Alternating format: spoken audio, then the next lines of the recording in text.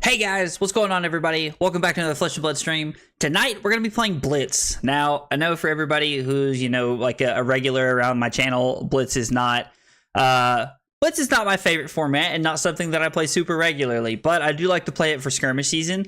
There are a couple of skirmishes coming up this weekend, one on Friday night and one on Saturday for me, so I'm looking forward to playing in the skirmishes a little bit. Man, I love that member-only poll/content you uploaded. Definitely worth $3 a month. Thanks, Kyle. I appreciate it, man. Kyle plugging me. He's the best. Oh, yeah. Hot, fresh Agroblaze coming in Monday night. Thanks, Ben. I appreciate it, man. Oh, I have the best friends in the world. They're always supportive. But since Blitz is a much shorter format, I'm actually going to be playing 2 decks tonight. I appreciate it, man. Kyle, plug yourself, dude. Plug yourself. I'm going to be playing Blitz tonight. Since Blitz is such a shorter format and like the games are a lot, like normally only like 4 to 5 turns, maybe 7 or 8. I'm actually going to be looking at playing 2 decks tonight. So we're starting at around 7 tonight. So what I'm going to be doing is probably for the first couple of hours. I'll probably till around 9 or so, 8:45 or 9. I'll probably play Dash Database, and then right up until 11, I'll play Bravo. So we'll get a couple hours of each deck in, and we'll kind of see what feels better. Because I'm still deciding what I want to be playing coming into this weekend for skirmish season. So I'm pretty excited about that, about the skirmishes coming up. So without further ado, let's go ahead and jump into the games. I've already got everything set up. We're going to be playing Dash first. So Dash Database is going to be first.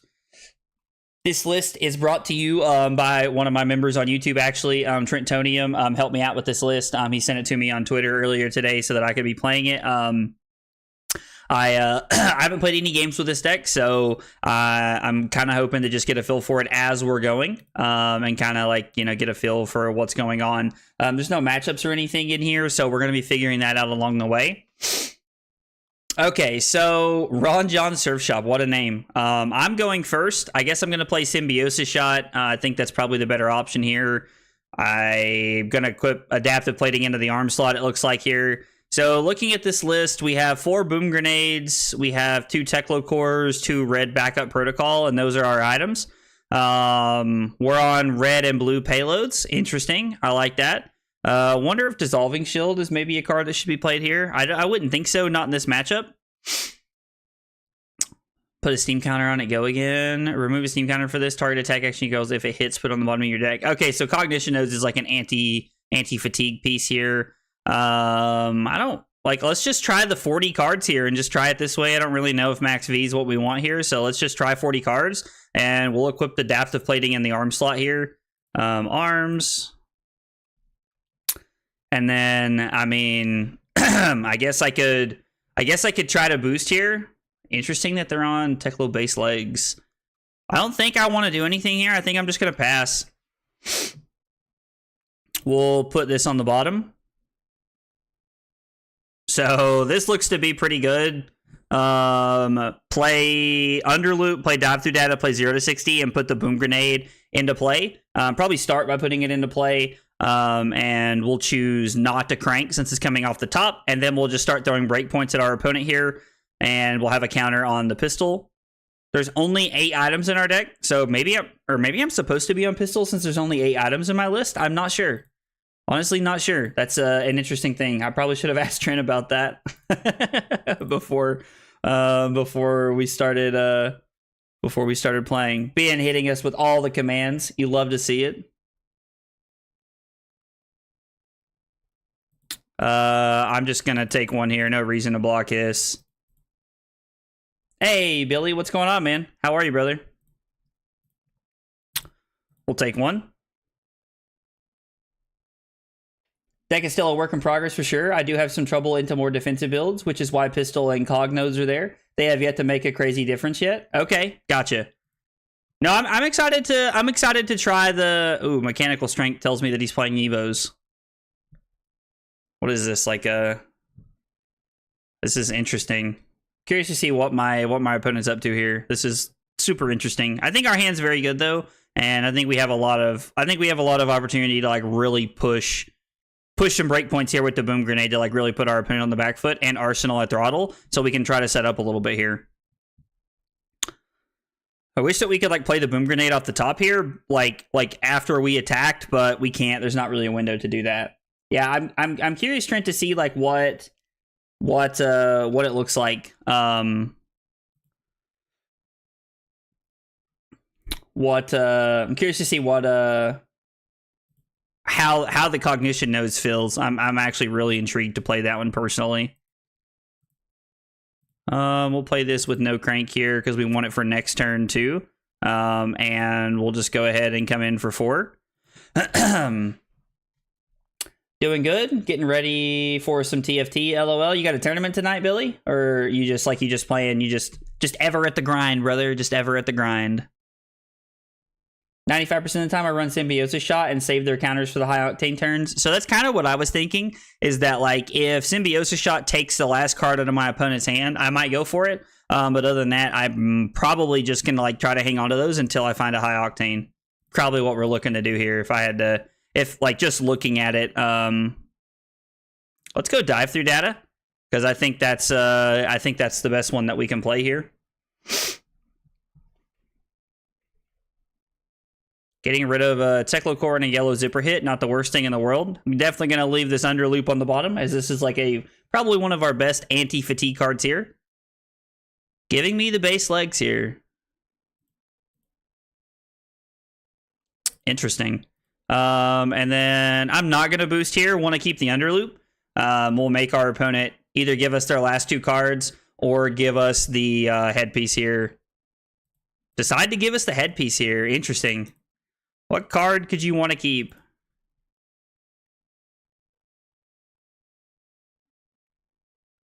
This is a species spicy hand here. So, looking at this hand, we have a couple of options, none of which I'm super thrilled about, honestly. Forever on the grind, got to make it back to diamond in this new set. I felt that. Ladders are always a grind, man. In my testing games today, all games I won were by about turn 3. Anything else, I got fatigued. That's a good note to have. So if I play the under loop here, pitching the yellow boom grenade, I can then play the Tome of Fandle and then pop Accelerator.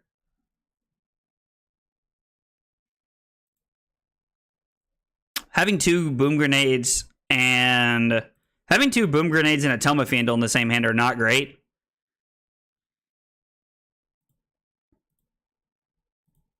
I think we're just trying to go for... Yeah, I think we're just going for...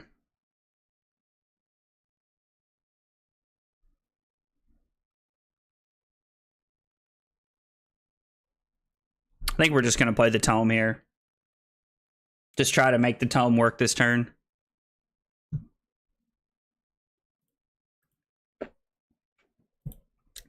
Interesting.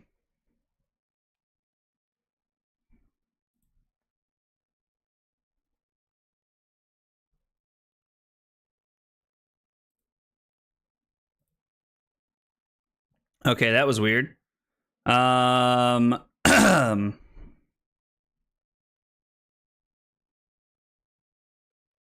So if I pop Accelerator here, I can Spark for a boom grenade into backup protocol, or I can Spark for a boom grenade. So crank the boom grenade, and if we draw blue, we get to throw T-Bone and Throttle here, and my opponent clearly wants to keep their hand. I had a game against a Value Ira that I threatened about 80 damage and still lost. They were at 1 when I ran out of cards. Ugh, Trent, that's a feels bad, man. That is a big feels bad right there. There is a boom grenade left, right? Like we can, I guess we have backup protocols if worst really comes to worst. Yeah, let's go get our boom grenade. Wow. That's really awkward. That is so incredibly awkward.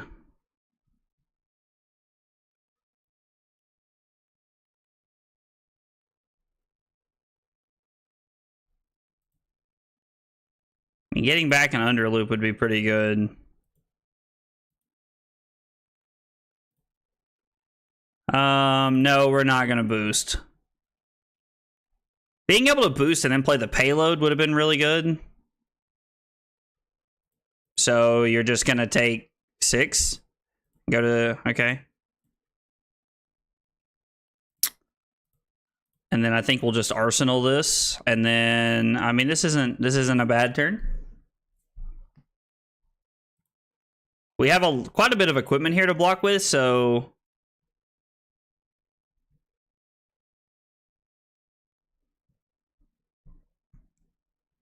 it'd be a lot of items to put together, but I do like the idea of having the zipper hit here. Payload feels like a really good way to end the game. Okay, my opponent just completely miscalculated their resources and then just conceded there. I mean, I'd take that. I'd take that win any day of the week. So I think, like, so looking at payload is an awesome card to pair together with a boom grenade, which is awesome.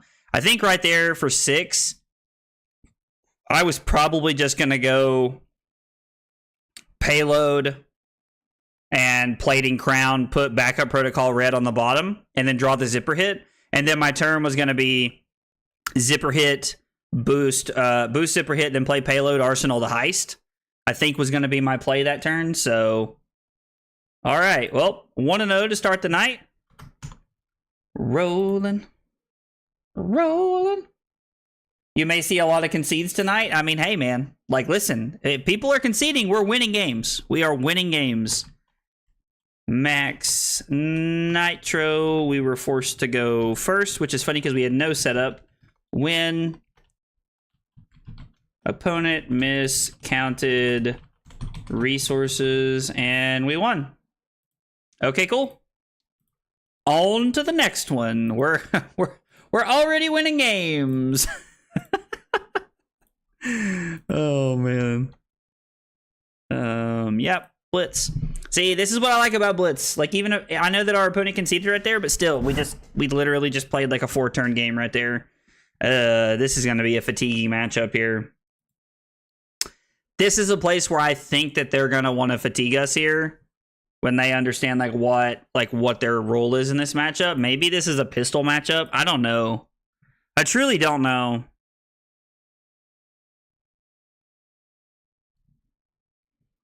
Always go first if possible. All item hands are terrifying. Oh, I guess that is true. You draw through like 2 or 3 items and you're up in a bad spot. Let's just play shot. Let's we're stuck going second now. Yeah, I didn't think about having a block going second. I'm just always like forever playing the aggro deck where I want to like go second. But okay, bailed out a little bit there, but sadly that's a lot of good cards to have to block with here. Yeah, we're so done for here. Great Axe. They're playing Deep Blue.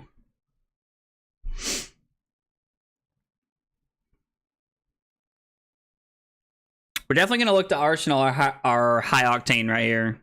We're probably about to get fatigued.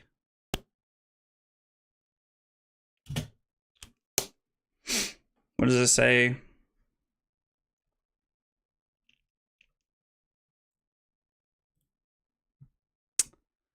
I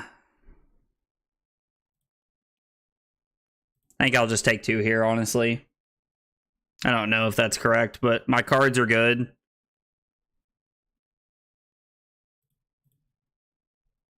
Maybe I'm supposed to block with both the copies of the Outpace there. Maybe I'm supposed to block with the Heist because I have it here. I don't know. I'm probably going to pitch the Outpace, or pitch the Heist to play the Outpace here, and then Spark for 0 is probably going to be our play.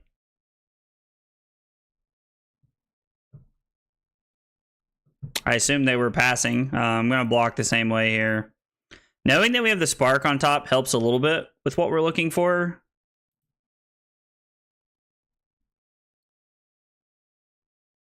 You are going to attack me again.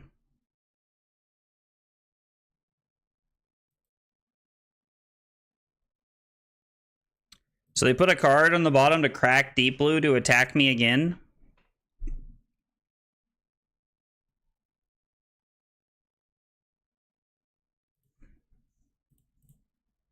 I don't know. Let's block here. We want to use our outpace here because it makes our opponent have to block with cards from their hand, giving us tempo, which is really good for us.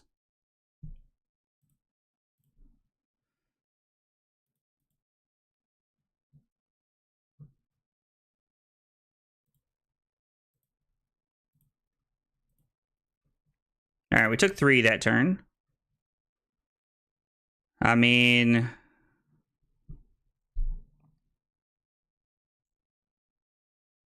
I'm going to be honest. I'm pretty enticed here to honestly, like, just spark to get a boom grenade.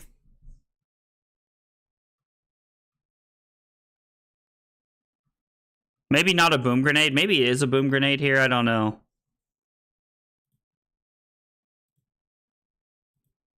I think we're just going to spark here, honestly. I mean, Teklo is really good and like gives us the resources with Tome of Fiendel and High Octane here. But at the same time, like Red Boom Grenade is just like insane. I don't know what's better here, honestly. Like Tome and High, like being able to play High Octane, a 0-coster, and then Tome without ever like spinning a card from hand is like actually crazy. But I'm not really super worried about my life total here, if I'm being honest. I think I'm more worried about trying to kill them here. So I'm going to say, no, I don't want to crank. And I'm going to pass. I'm going to draw 2 reds and then cry myself to sleep. Wow.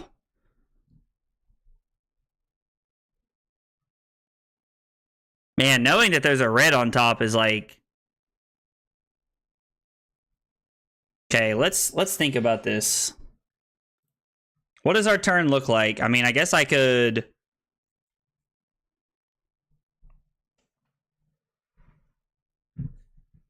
crown this to the bottom. If I crown Throttle to the bottom and draw into this, I can boost this, pitch the Zipper Hit to play... I guess I have to play the High Octane and draw into another card here. I think I have to go crown here.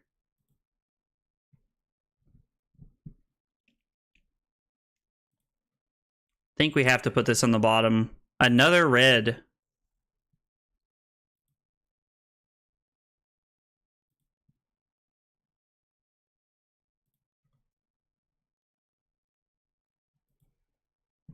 All right, this is not a great hand. Like, at all, really. So if I go 0 to 60, I can just play the Tome by pitching an outpace here. I guess honestly, I'm probably going to pitch the High Octane. Maybe I want to pitch stacking a High Octane doesn't seem that bad, but there also just might not be any value in it at the end of the game.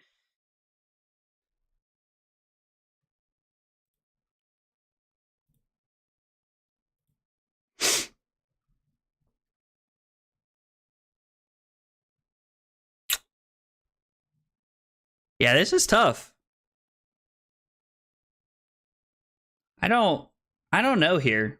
This is like, I don't know. This is like pretty awkward hand, I feel like. Like, I feel like we're kind of stuck between a rock and a hard place right now.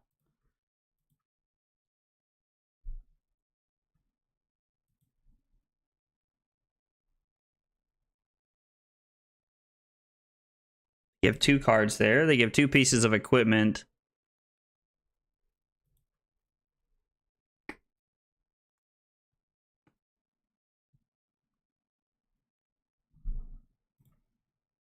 Let's pitch the Zipper Hit.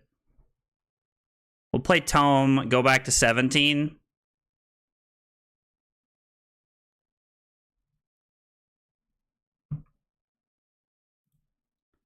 Pop this. If I pitch the Zipper Hit to go outpay, or if I guess I could play the High Octane and draw into this and try to keep the turn going. I don't know. Maybe I'm pitching a High Octane here for second cycle. Like, I don't know. Like, I want to draw into this to go get another red Boom Grenade.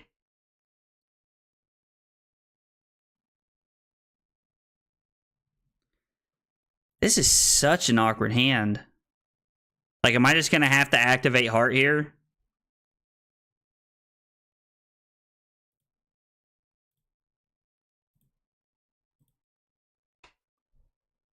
I hate activating Heart.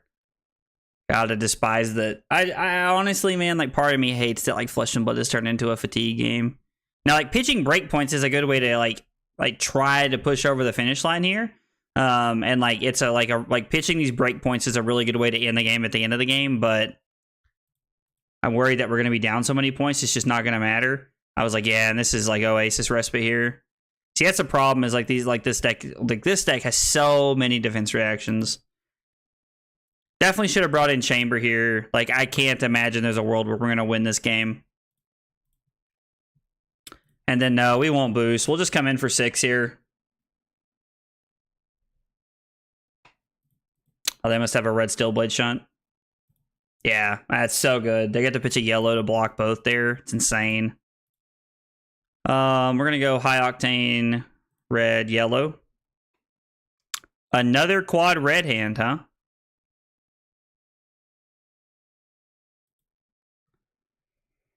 Wow.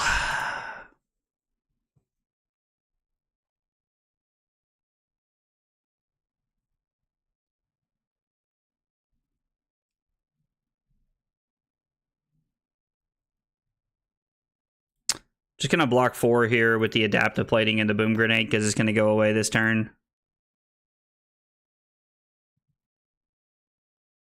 What just happened?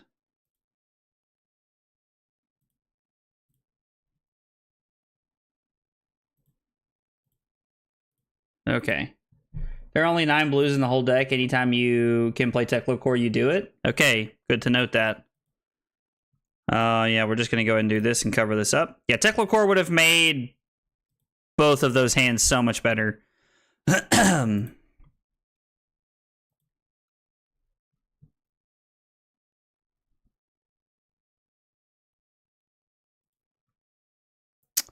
So let's go ahead and pitch the Underloop to play the backup protocol. No, we're not going to crank. And then I am going to play the Dive Through Data, pitching the Heist. And then, no, we won't boost. So just a breakpoint card that lets us, like, lets us shuffle, or lets us opt 1 if we hit here.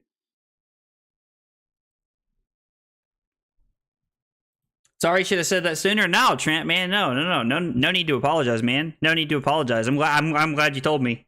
I probably would not have gotten there on my own, so I'm glad that we figured that. I'm glad you told me that.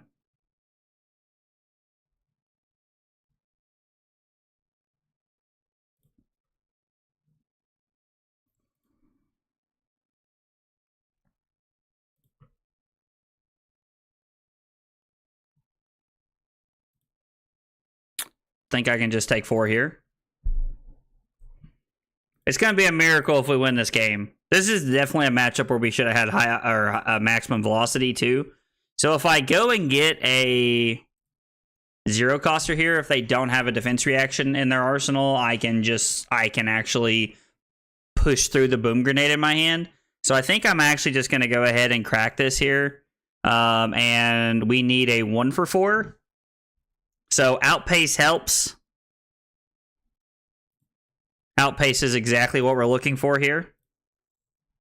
All right, we can try to push through. We can try to push through a big turn here. So Boom Grenade. Yes, we're going to crank. Let's get a breakpoint card.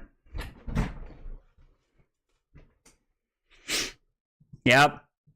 Absolutely. They're going to give us that last point of equipment here. Spill Blood. Spill Blood is such a cool card. Like, honestly, it's one of those cards that, like, I just really like. And then let's push through for 4. 4 that cannot be defended by equipment. Now, the defending by equipment isn't really relevant, but it's definitely a good card. Like, it's not relevant in this scenario. Let me go ahead and update my spreadsheet here. Database, Talishar, Dorinthia, and we went second, which I found out was a big mistake, which is good to know. I am glad I know that now.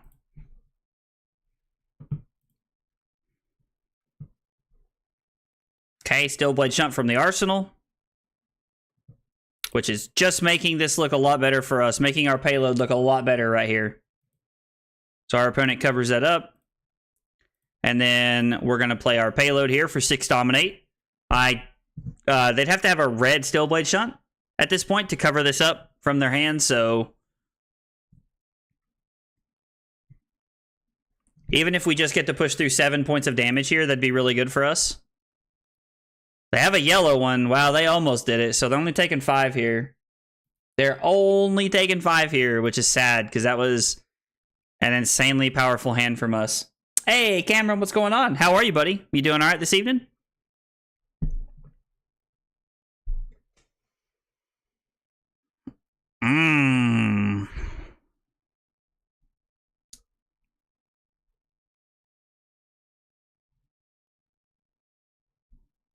All right, so let's take a setup hand here. We can play the Teklo-Core and then play the Zipper Hit.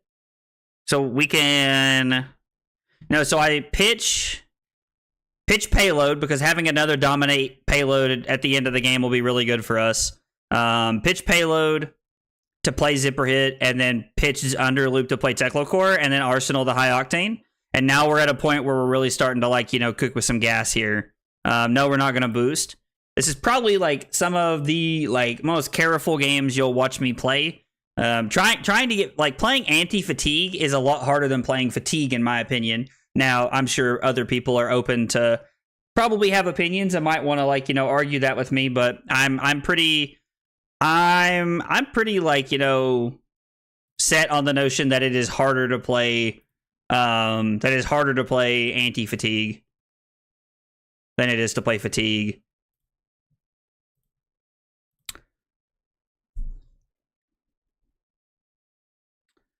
Okay, and then we're going to Arsenal this. The fact that they took 5 there is pretty frightening. I think that means that they can probably just threaten lethal, if I had to guess.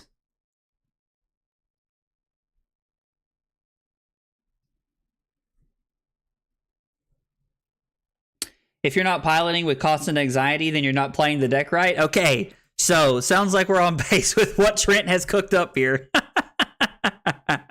Oh, that's hilarious, dude. That is hilarious.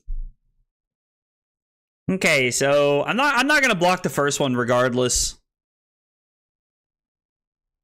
But if I am gonna block, I'm gonna block with my blue 0 to 60 here.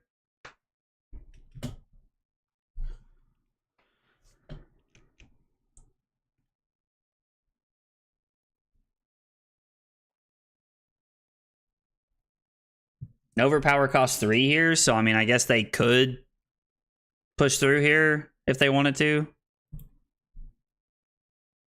Okay, so spend a resource to play High Octane. We have 2 floating and we draw blue. Or we'll have 1 floating and draw blue, which means we're covered in the resource department.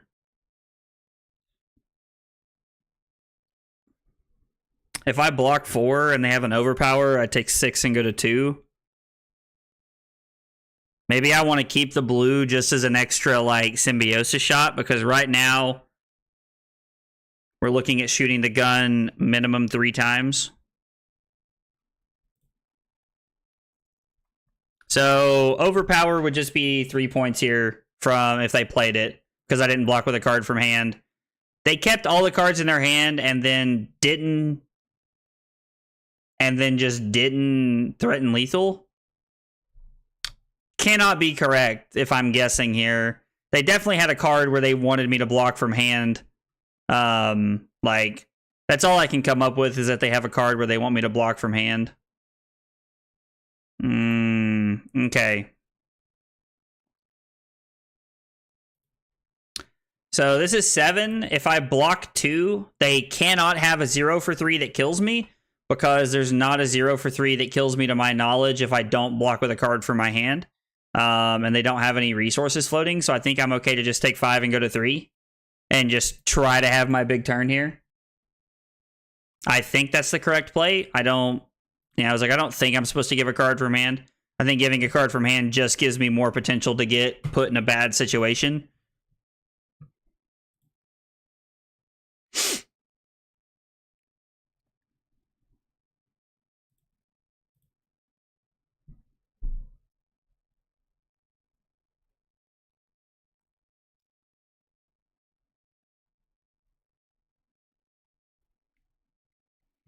Okay.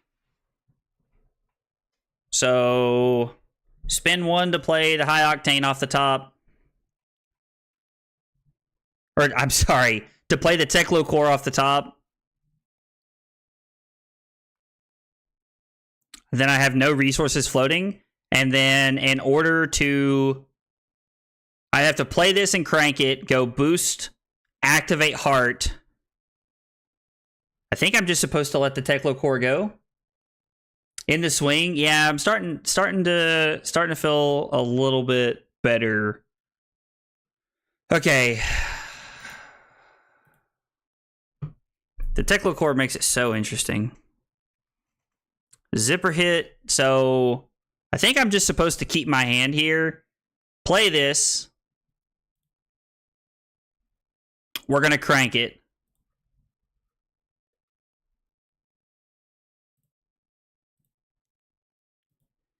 We're going to come in for 4. Now we're going to have 2 action points. It's going to require them to have defense reactions here, which like is very reasonable. Now, the fact that they're being forced to pitch, like to play Stillblade Shun is great here. No, in the swing is a 0 for 3 that could have killed you there. In the swing, is that actually a card? I thought in the swing was a card. Like I thought the only cards that could actually kill me were like reprise cards right there. Is there actually a card that's just a 0 for 3 as a reaction that can just kill me there?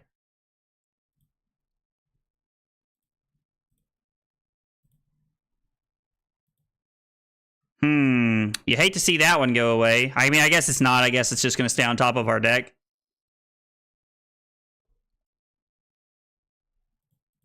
Our opponent have another reaction here. Oasis Respite.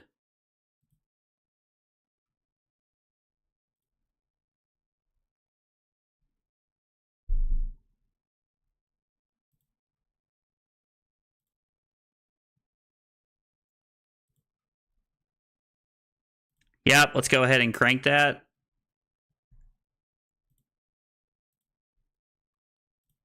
So now we can pitch this to get back the payload. Right? Because the payload is 6 dominate.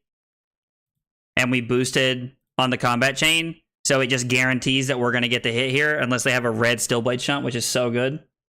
In the swing gives your second a weapon attack +3. They pitched one earlier. Ooh, I'm glad you know that, Trent. That's definitely... I did not know that.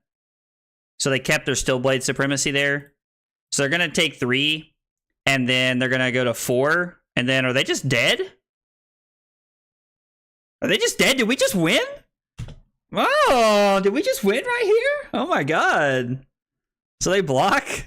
Wow, I cannot believe we won this game. I thought I was going to get fatigued so hard. We didn't even need to get to our pitch stack to make it around. Talk about a win. Talk about a real W right there. All right, well, that game went a lot better than I thought it was going to. 7 turns, and honestly, I mean, we only had 12 cards left, so fatigue was like a little bit of a concern there.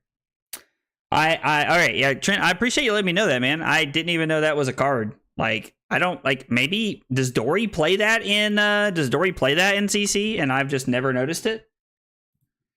2-0 on the night. We get a win right there. Next story. Tried to fatigue us. Pitched and played patiently for my big turns with boom grenade. All right, Trent, I gotta be honest, buddy. So far, I'm really liking your tech with the boom grenades and the with your tech with the boom grenades and the payload. That seems like a real combo to me, especially with like enough breakpoint attacks to like really try and like push over the top. Oh god, this is just like heavy fatigue. I know this deck is just like super fatigue. I wish we could just play 45 cards into this matchup.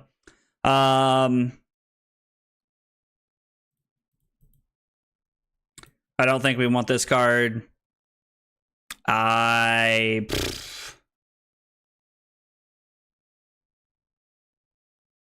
Because of the consistent second swing? No, Kasai played it? Oh, okay. So we're bringing in a blue, which means we can cut a blue. I really don't want to cut blue payloads, if I'm being honest. Like, I think payload, like, I need every copy of that card I can get. T-Bone seems like the weakest card to me. Like, if we can cut a T-Bone and then maybe just cut a red one. Honestly, like, I know that, like, we're cutting attacks, but I think we're just going to have to play patiently and try to set up. Yeah, I'm going to play pistol here. I think this is a pistol matchup. I don't know. Like, again, I could be wrong, but this feels like a heavy pistol matchup. Oh my god. Oh my gosh. This is going to be terrible. You need about 60 cards, LOL. Nick, you would know, brother. You would know.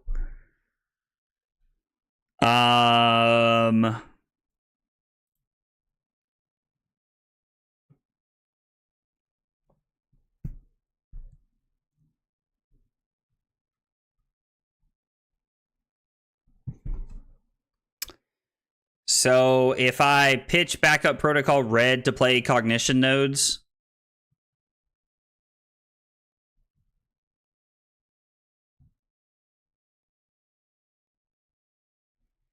yeah, I can pitch backup protocol red to play cognition nodes. I'm just going to take 4. Like, no, there's no way it's right to take 4 here, right? I really like this card.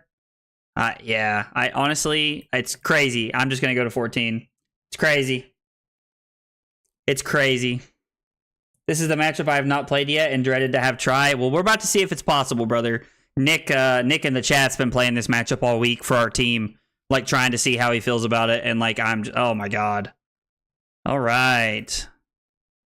The next time another hero would be dealt damage this turn, instead, deal that damage to Yoji and prevent one of that damage. Okay, so it just prevents a damage, basically, by pitching a blue. I like that this can't be defended by equipment. This and a 0 to 60 kind of set us up for like a max V turn here.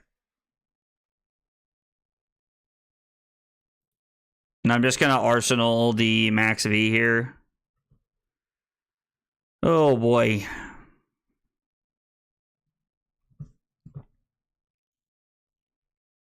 So our turn looks like block some.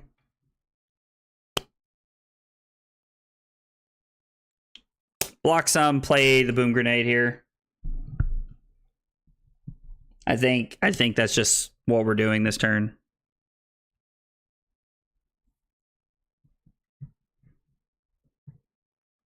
I mean, honestly, this is like not intimidating really.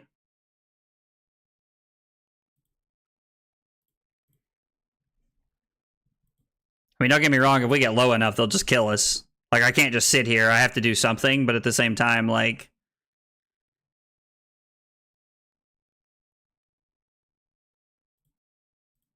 So, does this have go again? Yes, adding a counter to this does have go again.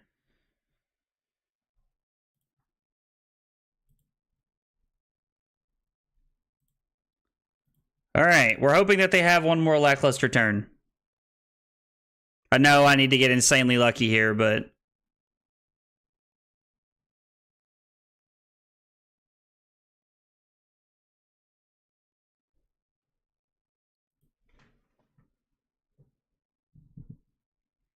Does that help me do it?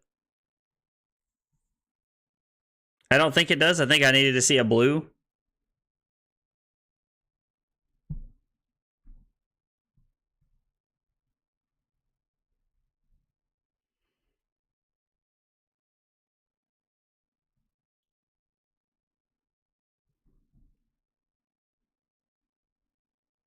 So...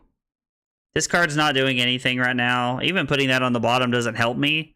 It'd have to be 0 to 60 into Spark of Genius to like get a Teklo core into play and try to make something happen here.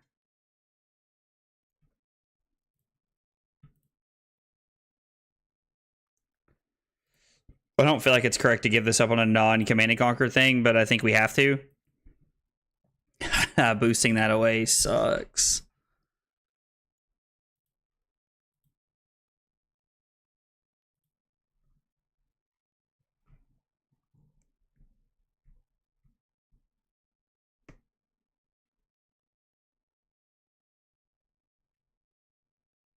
I mean, I'm just letting that boom grenade go to waste if I don't actually get anything. I don't actually try to push offense here.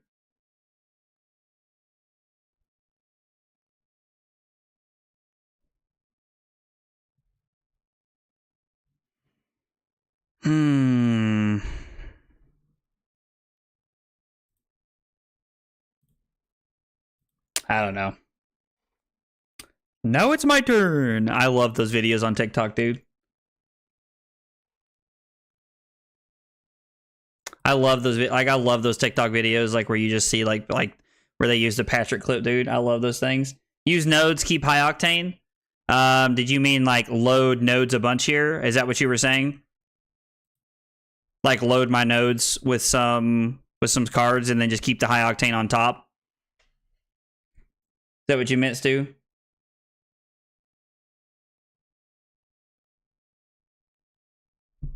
Nah, you could just use it for adaptive. Oh, use the boom grenade for adaptive plating. I mean, yeah, that's probably what we're going to end up doing, but I think I can't just let my opponent keep all of their cards.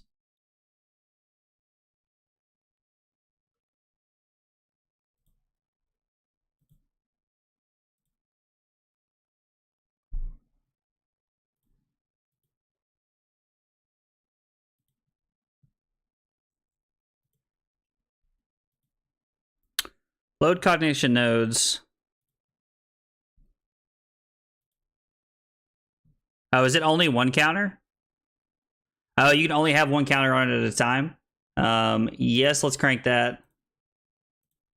And then we'll spark for 0. Go get a Teklo core. And then just pass. Definitely feel like I am not playing correctly at all. Like, at all right now. So the boom grenade's going to go away. We're going to have the resources. So we're going to have 2 resources and then to play these 2 and then pitch this to play this and then activate heart is going to be our play.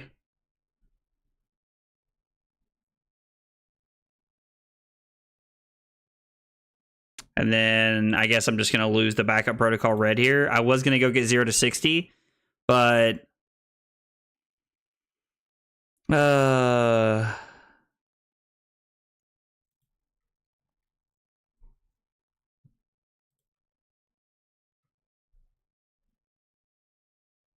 0 to 60 doesn't help me here.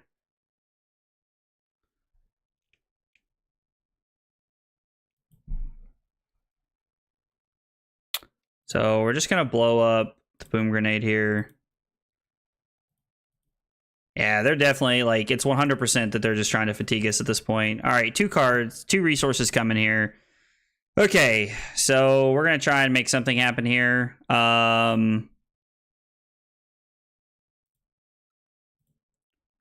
going to go outpace for 4. Blue or 0 coster there would have been good.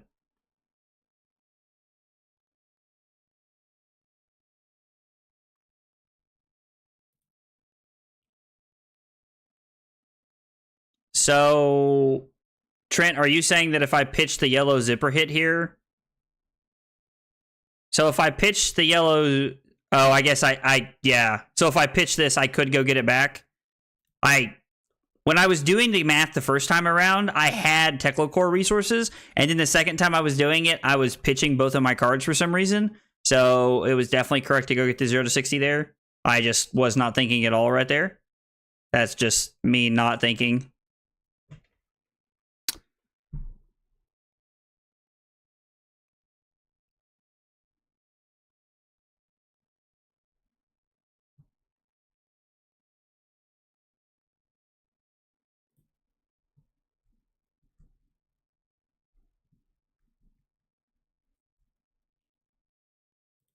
I don't think I'm supposed to put boom grenade into play here. I was like, I can't imagine there's a world where this is going to hit.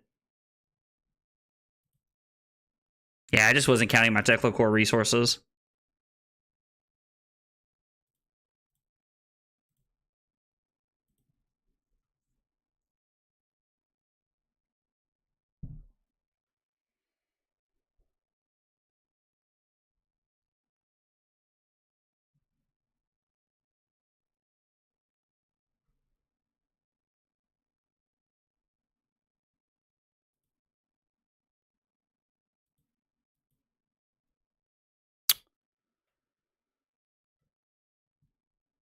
So actually, if I break that to go get the 0 to 60, I get to have a better turn here because I don't have to activate Heart because I use my resources and then I pitch my Spark of Genius to play this, and it's still 4 points. So it's actually just better all the way around. So I'd like literally just cost myself 2 cards out of my deck. 2 very important cards. Like, yeah, that was just me fumbling the bag right there. That was really bad. I mean, I'm surprised my opponent's not blocking.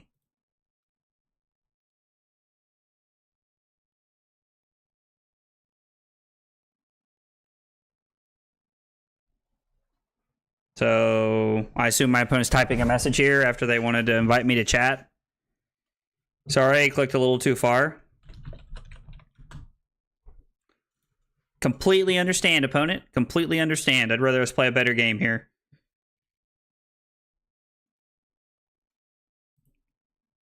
So he's got to pitch a card here, and then even if he has a staunch response, like, we're still going to get to put this back on the bottom of the deck, so I'm still going to activate this. Okay. So our opponent has 2 ponders here. Good lord. Now, they did take 5, and we get to put that on the bottom of our deck, so that's pretty solid for us.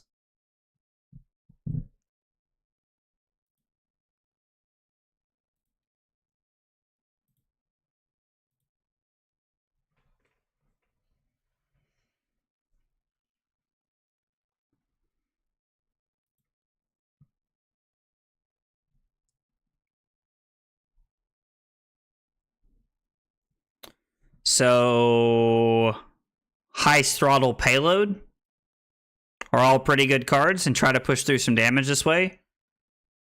I don't think loading up the nodes is my play this turn. I don't know, it could be. I have quite a few cards here. I could alternatively go High Throttle Underloop, load the nodes. Really wish I had Chamber right here. Like this is a matchup where I think Chamber would just be better than nodes. But I do like nodes.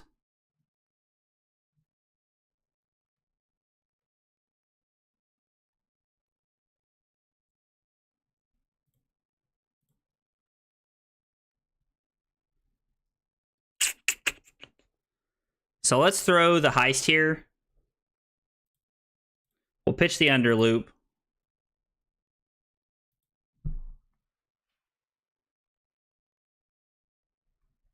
Play Backup Protocol red off the top here.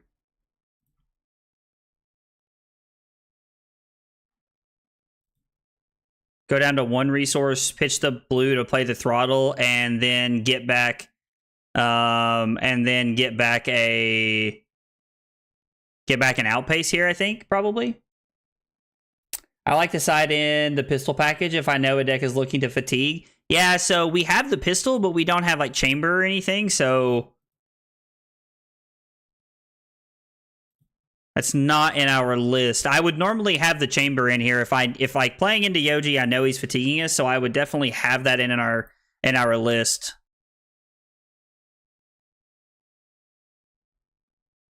If like that's probably like one of the changes that I would make. Do I want to crank here? If I crank, I guess I can shoot the pistol as well, and I know I'm going to break it, so I might as well play the throttle, and then there's no need to boost because we already have our our action point from cranking that.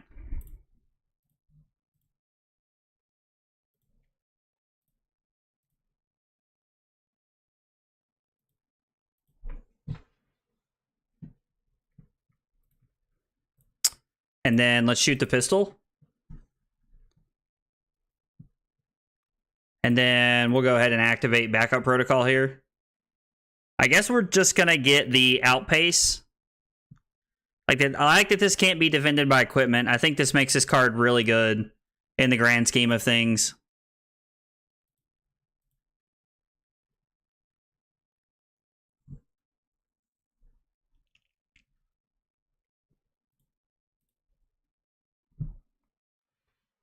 Okay. All reds, huh? All reds, huh? So, knowing there's a red on top, if I block with the dive through data, pitch the under loop to play the outpace, and then arsenal the high octane, keep the payload, I think we can have a pretty good turn here. I mean, I guess I don't want to give them the opportunity to arsenal something, so maybe I'm just supposed to block 2, and then I can go... no, they just have equipment to block with. I think this is our best play here. I don't know. Trent, when you're playing, do you feel like maybe you're not on enough blues by any chance?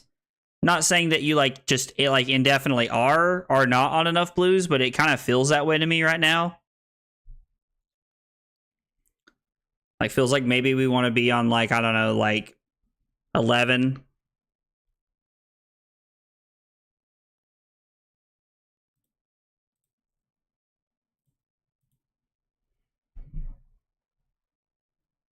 If I could set up a boom grenade and a payload here, we might be able to make something happen. I mean, other than the fact that our opponent has a lot of equipment to block with. Every once in a while, for sure. So pitch a staunch response to play an Oasis Respite.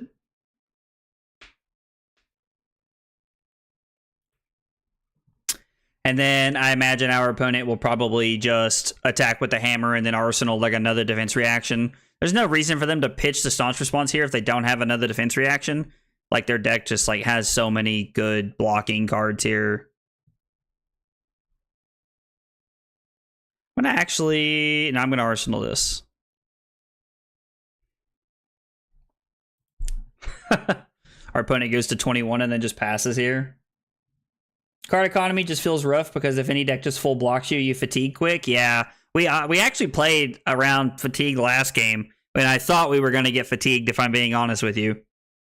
I just find it hard to know what to swap for more blues. Yeah, Trent, that's a really tough question, man, because it's we have to be attacking. Really wish we had another red in our hand. This is the first hand where I'm looking at it going I wish this was a red, or I wish one of these were reds.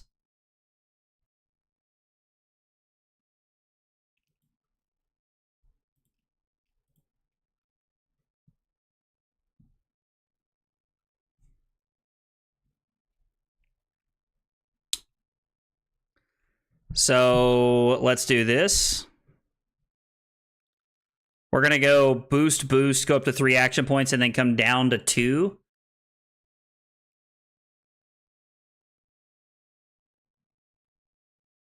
Let's go ahead and play this. Man, really want to keep that red throttle. And then, no, let's not crank. Let's try to keep that for next turn if we can. And then...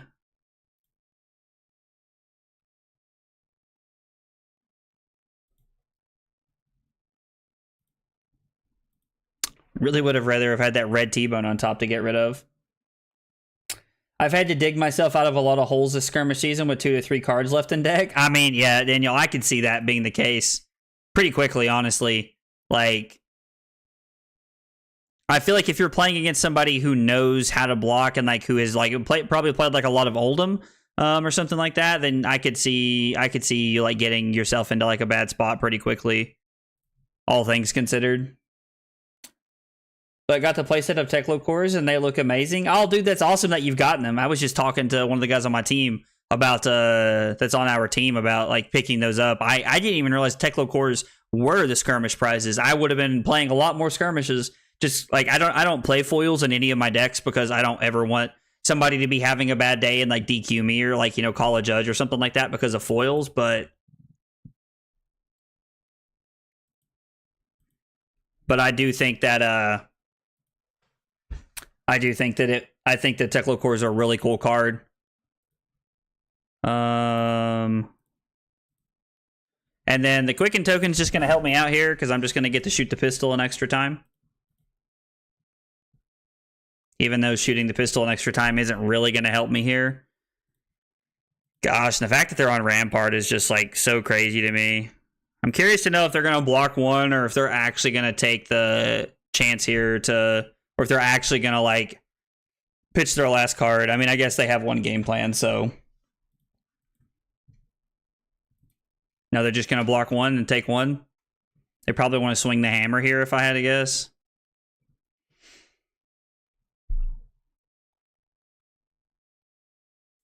In the paper copy of this deck, I do have two Cold Full Techlo Cores. Oh, that's awesome, Trent. Skirmish testing. I always YOLO it on a random deck that I'm like, funny, this is Volda. Anyway, how's the games? I mean, normally that's what I do too. Wally, I'm trying to test a little bit. Man, I really wish we had a way to make this happen.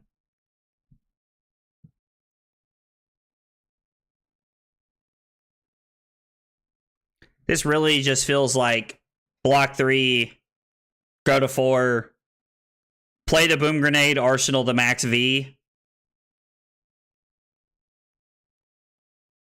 Keep the red zipper hit and just try to push as much as I can on the last turn. I still don't think it's going to be enough.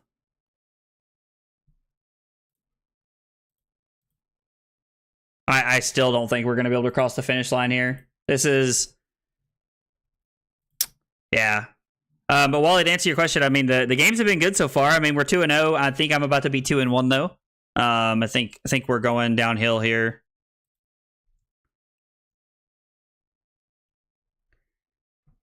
Yeah, I think, so I think looking like especially like this matchup especially, I don't know how good Chamber would be considering that they're playing Rampart, which is like nutso to me, but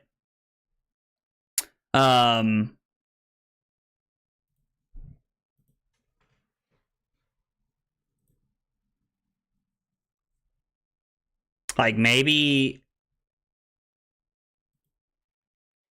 Chamber helps. I don't know. Well, not if that happens.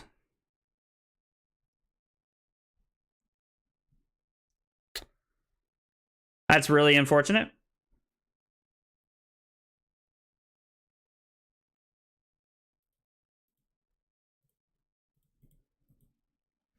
I think that's going to do it. Them having one of their attacks in this spot is just going to put me away here, I think. I don't think there's a way for me to come back. I think I had to have them just play hammer there so that I could just block with heart and then take 2, go to 2, and then just play my big turn. Because, yeah, like my turn doesn't actually cross the finish line in any way here.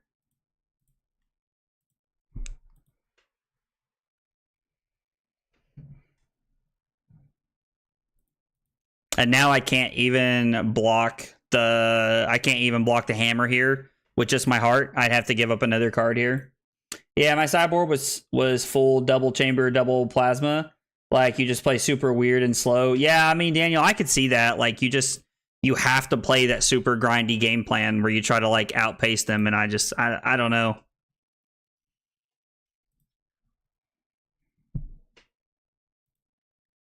I mean, I don't think they're on any copies of Pummel here, but... Yeah, I'm just going to concede. My opponent's at 19. There's no winning this game for me. There's no winning that game. So somebody who's better at playing anti-fatigue with this deck would have to pilot that to win that game, I think, honestly. Like, it's doable. I think with the right sideboard plan and like some lucky hits, you can do it. I just don't... Like, that was not the draw that was going to do it for us. Talishar, Yoji. What a boo hiss.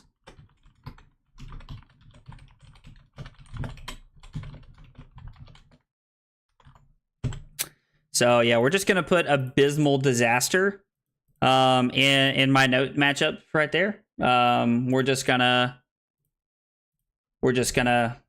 put Disaster in the notes and call it a day. If we play against Yoji next time, honestly, I think I might run the shot because it doesn't break the combat chain, which is like kind of crazy to think about. So yeah, just a rough go. I mean, yeah, it's a tough matchup, but I think it can be done. I think it can be done. Honestly, Nick's been playing this deck on our team. Honestly, what I might do is I might put together like a dash database list and just try to and see if it's possible. Just try to go ham. This is the same person we played against earlier that was trying to fatigue us.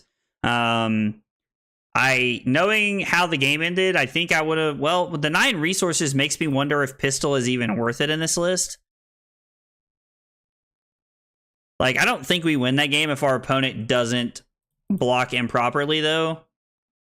So maybe I'm just supposed to bring in pistol, bring in the max Vs. Man, I hate you can't play more than 40 cards. Really wish you could. Maybe I'm supposed to cut Heist and bring in max V.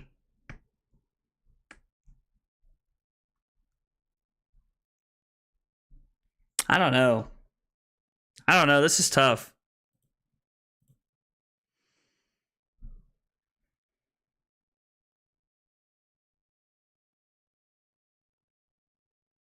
Heist is such a good card, but like this is, I don't know. Let's try it like this.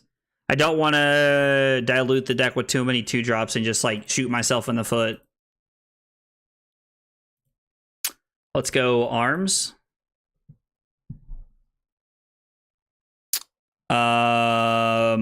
Wow, that's a really not great hand for us. Yeah.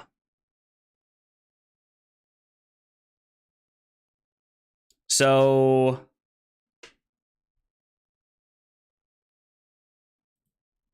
I guess we'll play backup protocol red and then,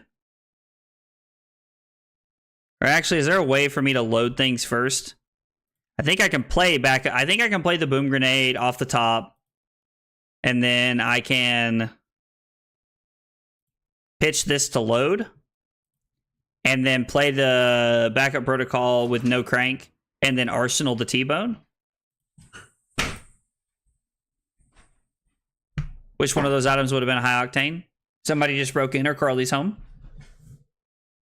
It's Carly. Nobody called the police. Not that you guys would even know where to tell them to come, but, you know, anyway. Like, putting this on the bottom doesn't really help us. Like, even if I crown this to the bottom, like, we're not really, like, helping ourselves here without the use of Techlocore. I mean, maybe I'm just supposed to, maybe, like, having the second high octane is not going to help me here. So, like, I'm definitely just going to, like, pitch that to load pistol and have it pitch stack that way. So the question is, am I crowning this away so that I can arsenal my 0 to 60, play the boom grenade, and then just lose value on one of the boom grenades here? I think that's the play. I don't know. Okay. Payload on top is like not what we want to see at all. Like, payload is not where we want to be.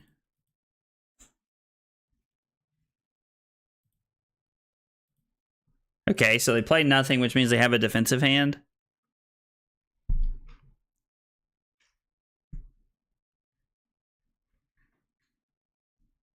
So if I pitch high octane, play boom grenade, and then arsenal 0 to 60, I'll draw 2 cards, which means I need one of those to be a blue. Hang on one second.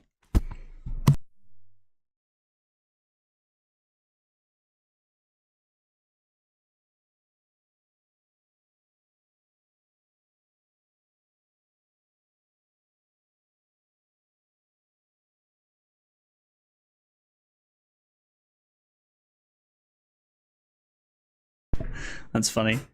Okay, so, oh man. If this was a blue, we could even consider pitching high octane to play high octane and try to make something happen here, but like,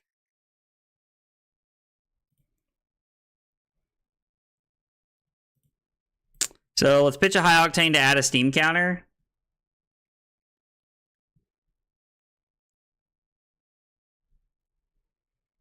We'll probably just use the adaptive plating to get rid of one of these. I mean, I could attack with the zipper hit here if I wanted to. Force some cards out of their hand. I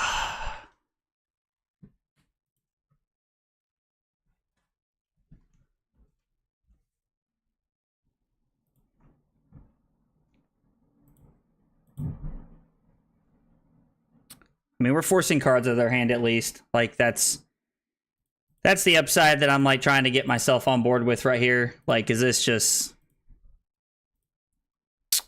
not feeling great right now? I assume this is a defense reaction here. Okay.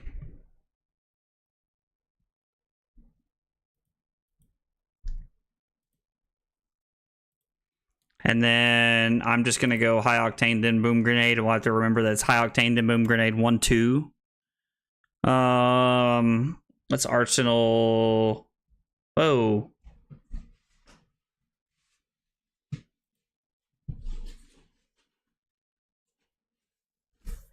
Why does this keep happening to me?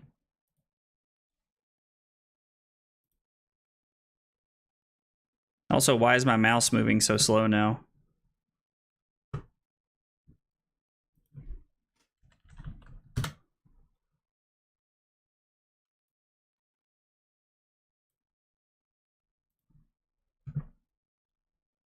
Okay, that feels a lot better.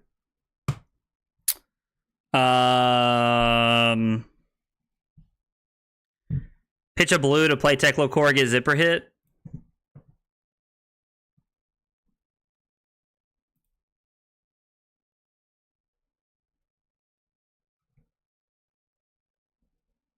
Just has to be it, right? And we just try to use Spark of Genius to, like, get an item and make as many things as we can happen here.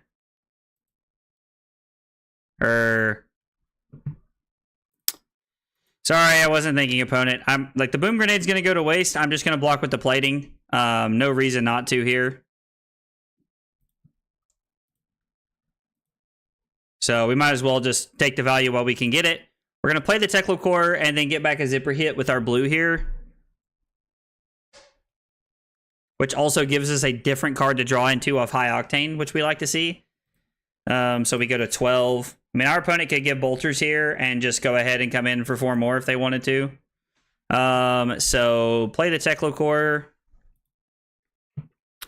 And then activate Backup Protocol, get the zipper hit. And then we have the resources here.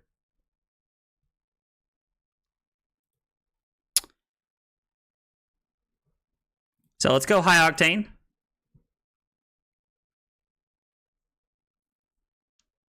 We have the blue we want on top. So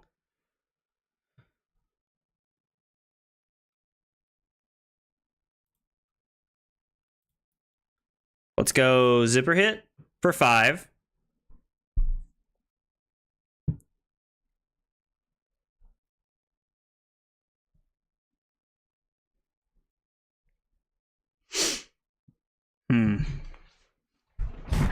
Man, Dash database is like very... There's a lot of intricacies to this deck. There's a lot of like making sure I'm not clicking too far, clicking in the wrong place, and like just making sure that I'm playing the deck thoroughly. There's like a lot of options.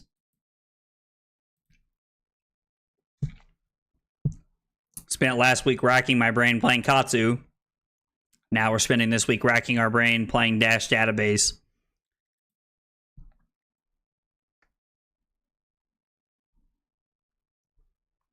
Okay, so my opponent has a red Stillblade Shunt. Like, definitely they just like dropped it on the table here. So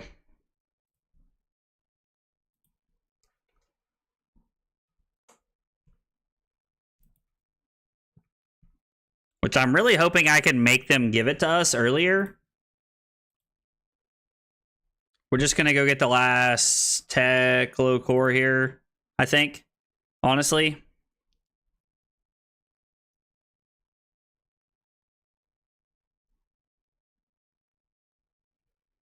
Man. So this is tough. I like to think it's wizard with physical damage. I mean, that's actually a really cool way to look at it, Trent. I won't lie.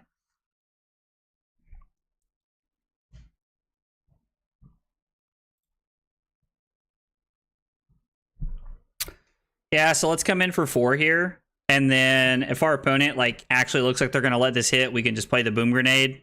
I was like, but I highly doubt that's going to be the case.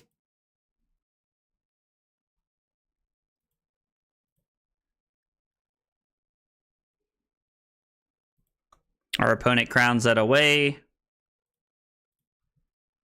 We're not going to boost.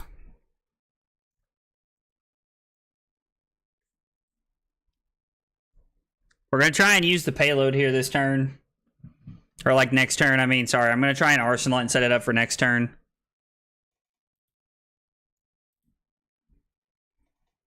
It's like if they let us opt, I'm just going to put the boom grenade on the bottom.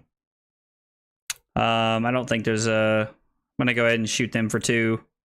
See if they give us our last card or not. Nah, they'll take 2. Okay, and then we'll just arsenal this.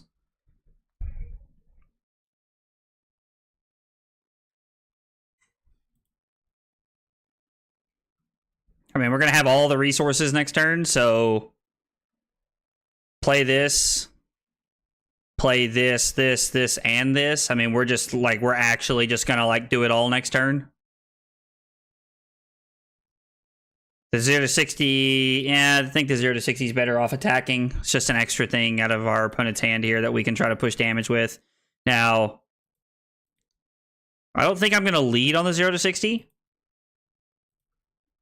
I think I would rather the 0 to 60 come later in the turn in case I do find an item off the top that looks really juicy that we want to keep. So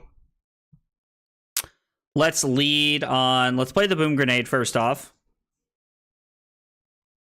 Yes, we're gonna crank the item. We're gonna go outpace boosting. I hate to get rid of a throttle right there, but beautiful hand. Yeah, this is a great hand. I just wish it wasn't that throttle on top. This is a very solid hand that we have here because we get to go outpace into the underloop, and then we have the payload, and we also have the 0 to 60 here. We could also just use it to load the pistol if we wanted to.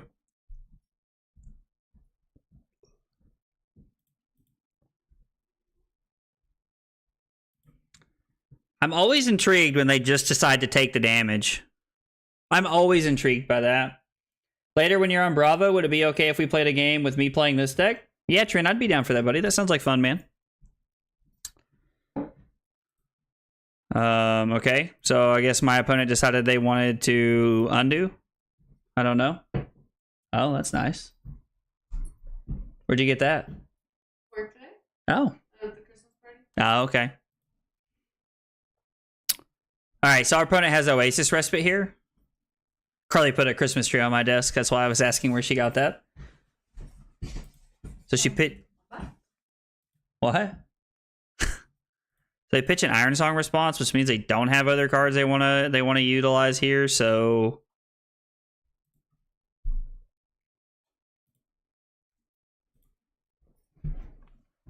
Boost the Underloop.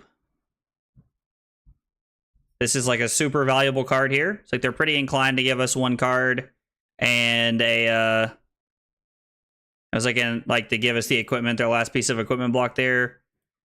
And then I'm just going to throw the payload here for 6 dominate. And then I'm going to arsenal the 0 to 60 because it plays well with our high octane. Our opponent takes 6 and goes to 11. And then we'll set up our high octane a little bit here. Hang on, is there a reason to play this off the top here? I'm not sure if there's a reason to play that off the top here. I'm getting ready to deliberate this hand and see what we think here. So we're gonna arsenal this.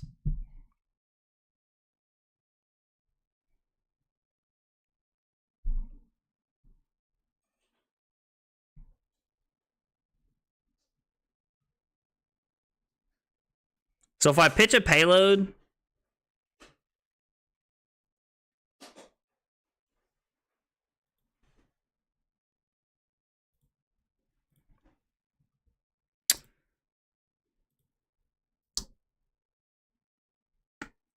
And I guess we're just kind of like spinning our wheels with the boom grenade here if we're not actually going to like play anything.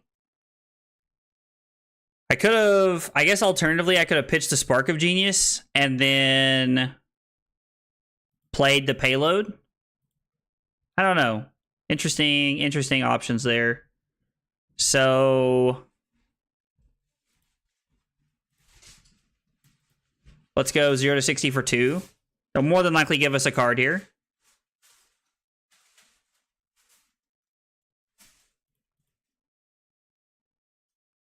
Maybe I'm not. Maybe I'm just supposed to play the... Maybe I'm just supposed to play the zipper hit or play the boom grenade on my own turn so that I can keep the counter moving in the next turn. Maybe that's like a better option there. They take the boom grenade? Interesting. Let's load that and then spark for 0. I guess getting the last boom grenade is pretty good. Backup protocol red is also really solid because we have a lot of good 1-drops here. I guess let's go ahead and get the... let's put the boom grenade into play. And then... No, I don't want to crank. And then, yeah, let's just pitch this to play this off the top.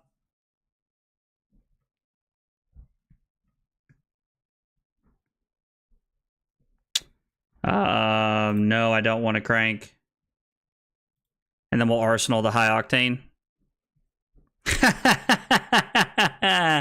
Oh, that's so bad.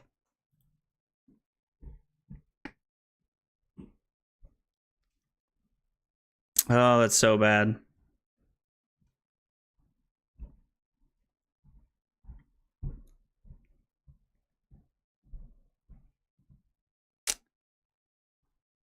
I think if you were on Symbiosis Shot, you would be on like 5 to 6 counters. Yeah, that's true. We wouldn't be counting our blues. Symbiosis Shot would be looking really good right here. So we go and get a red 0 to 60 here with 1 resource. Floating that doesn't really do anything. I think I'm probably just supposed to play my high octane turn and set up the maximum velocity here. Block with 1. It's probably the correct play. Just take 2, go to 2. It's probably, or take 2, go to 6, I mean, it's probably the correct decision to make here. Although they might just give bolters here. Yeah, Symbiosis Shot would be like actually insane right here. And they get the glint here to give it go again, so they don't have to use bolters, which is important because they can keep it for later when we don't want to block. That's actually extremely important information to have. So we take 2, go to 6.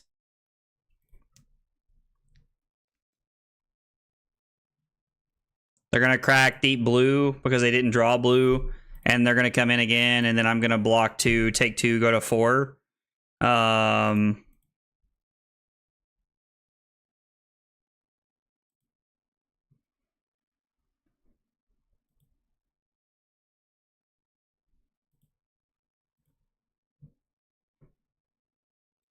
So high octane,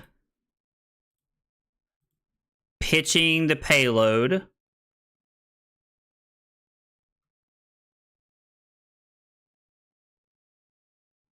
I supposed to keep the payload because it's dominate here, maybe?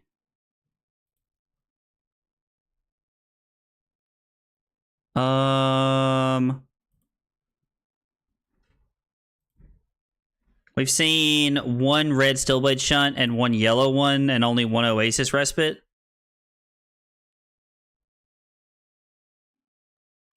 So crack this. Oh, man. I'm trying to make sure. We're looking at Zipper Hit, probably. I think Zipper Hit's just our best play because Zipper Hit allows us to go under loop into Zipper Hit into pistol 3 times, which is like pretty solid here. So getting Zipper Hit, just the most damage here, and it requires 2 cards or a yellow Stillblade Shunt or better. Payload, we could just take in the off chance that they don't have the defense reaction and we want to end the game here. I don't know. I think setting up the max V is how we're going to end the game here.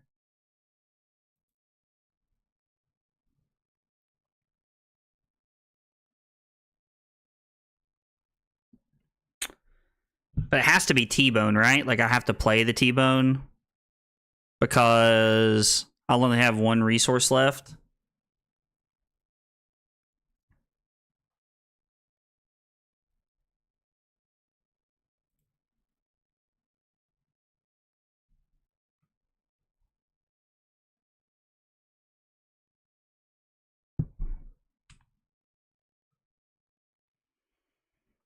Oh, man.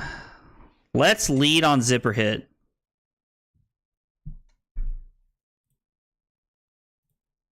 And see what they do here. Let's lead on Zipper Hit. Hey, Capello. Is that the famous YouTuber Capello in my Twitch chat? Oh my gosh. If it is, that would be crazy. Like, dude, if that is you, I've seen like 1,000 of your Dash videos, man. I've seen a lot of TikToks of you being like, boost. I love those videos, dude. I get a kick out of those every time I see them. Yeah, man. Famous. Dude, when I started playing Flesh and Blood, man, I would look up Dash stuff because Dash was the first hero I ever really played, and like your stuff was always the stuff that popped up. Your videos single-handedly taught me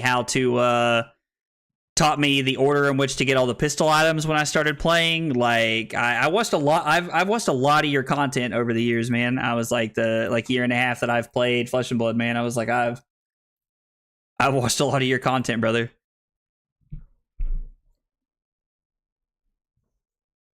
Is this worth?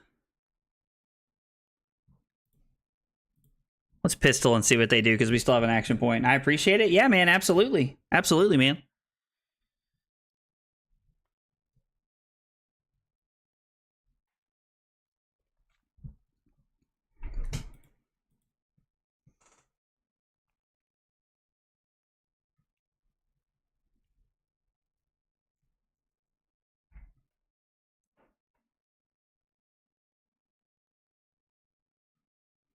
So that prevents that life. Do they prevent the next pistol shot as well? I honestly don't know how that works. Oh, no, they didn't play it.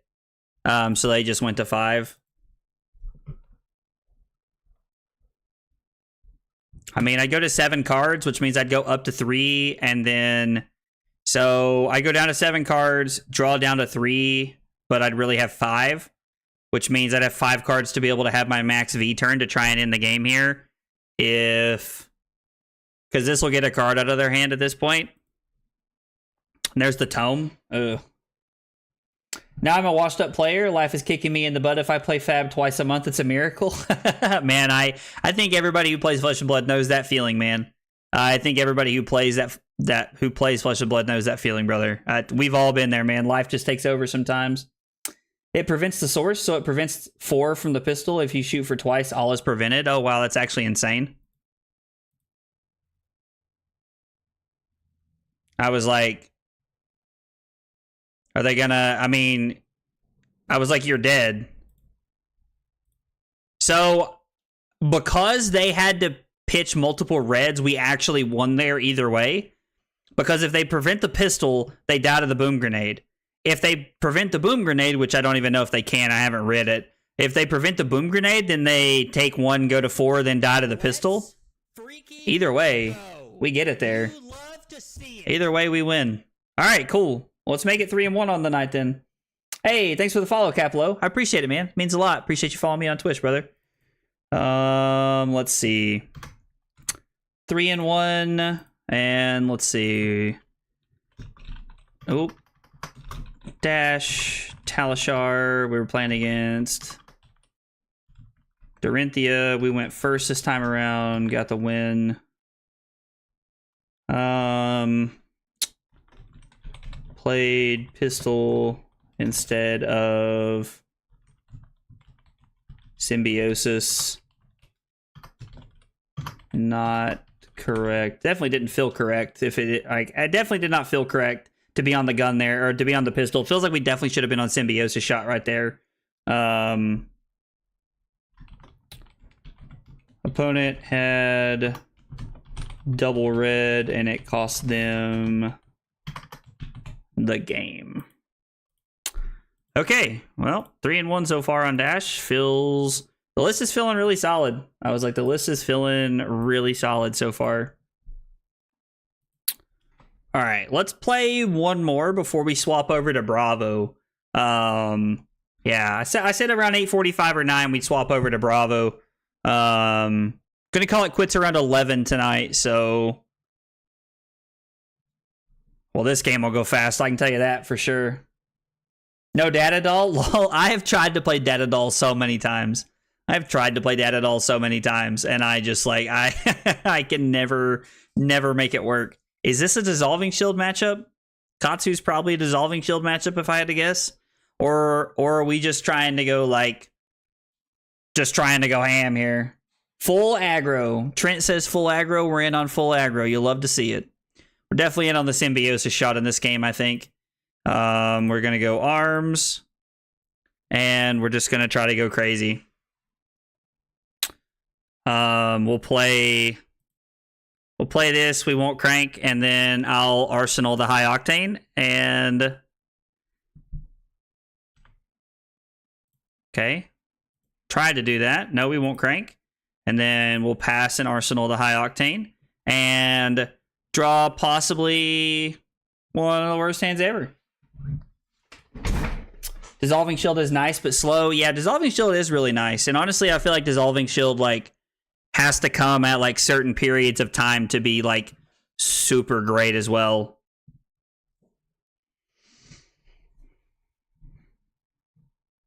Pitching a red for Kodachi. I'm going to take one here. I'm not really interested in blocking the Kodachis here. I need to go to rugby practice. Have a nice stream. Hope to catch you another day when I have more time. Cheers. Dude, absolutely, man. Thanks for stopping by. I hope rugby practice goes well, brother. You play rugby. That is a physical sport, man. Physical sport. Hope practice goes well for you, brother.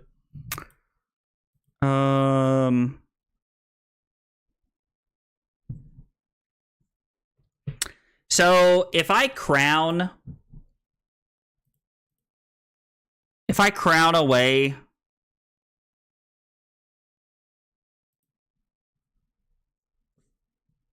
if I crown payload to the bottom, I feel like I have a pretty good hand here. Probably better off. Yeah, I don't know. We're not really putting a ton of items into play. So let's just go ahead and crown. I'm just going to overblock the player on the breaking scales here. And we're just going to put the payload on the bottom. And now we're going to draw into a really solid card here. And we have exactly what we're looking for here. Dissolving Shield is amazing for Vincent. Ooh, Vincent is interesting. Oh, I coach now, played for a while. It's a very fun sport. Yeah, dude, I've never played it, but like I've like seen it on like I've seen it on like TV and stuff, and like I've watched a few movies about it mostly, but it looks really cool, honestly.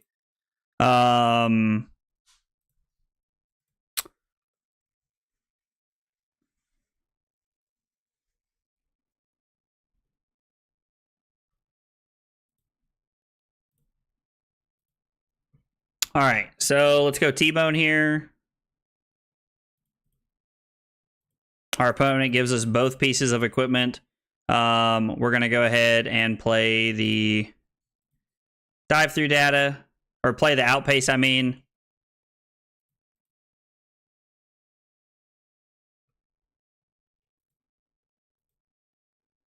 Flick Flack looking pretty good. We're going to go ahead and now play dive through data. I mean, the extra action points are great here, but I'm not really looking to, like... I mean, I think I'm okay leaving this card on top. This is, like, a really solid card here. And then, unfortunately, like, I can't really, like, do anything crazy, but I can break the combat chain. Activate this, and... set up an outpace in my arsenal.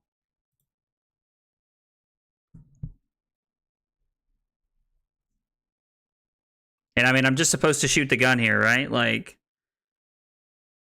we haven't not seen the appropriate amount of items here to like get this really set up yet, but I think we're just supposed to shoot the gun and then arsenal the outpace here.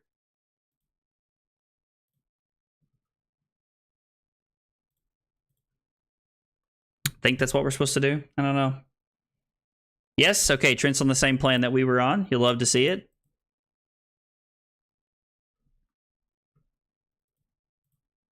This hand seems like a blocking hand.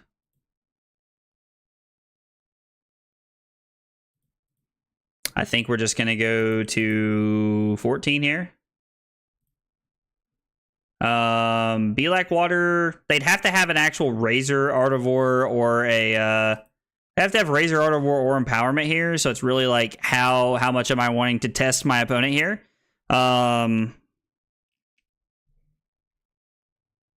So if I block 3, I'm actually able to boost the outpace away, play the Boom Grenade, no crank, and then arsenal the Tome of Fiendel and try to like set up a better hand here. I don't know. It's all about like what we think our opponent could have here.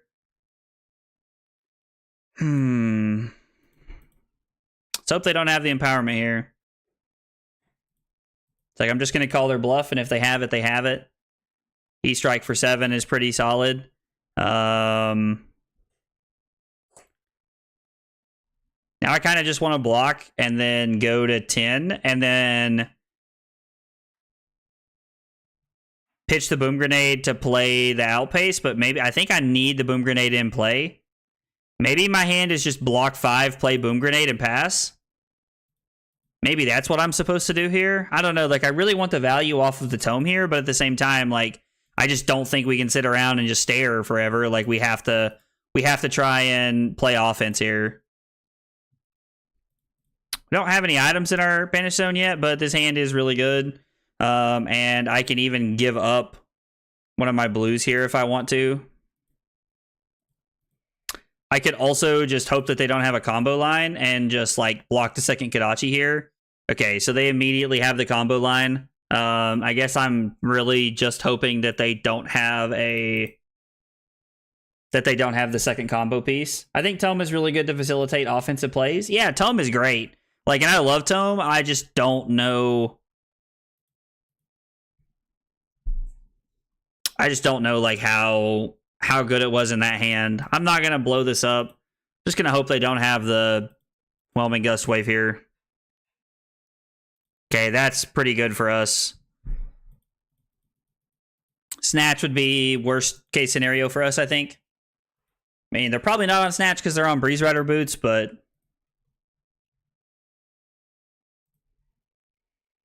yeah, I think I gotta go to 4. They realize we don't want to block. That our opponent has put together that we don't want to block with this hand, so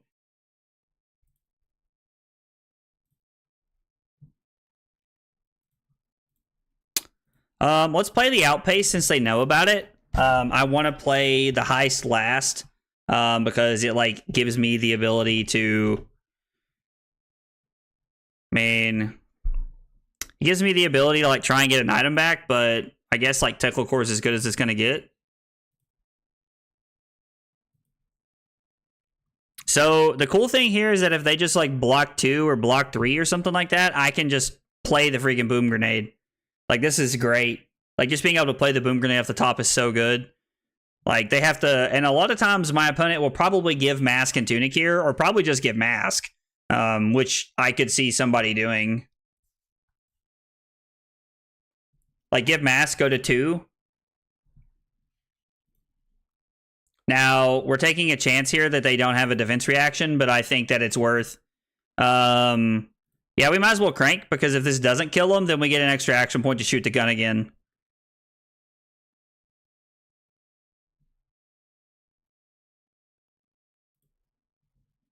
Yay, we win. All right, Boom Grenade off the top. Real good. Real good, real good.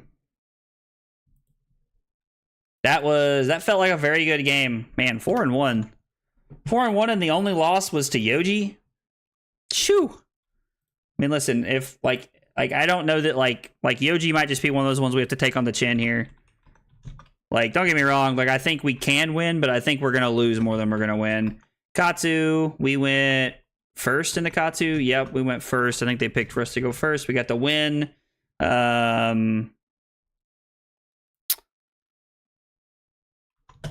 2 boom grenades hit.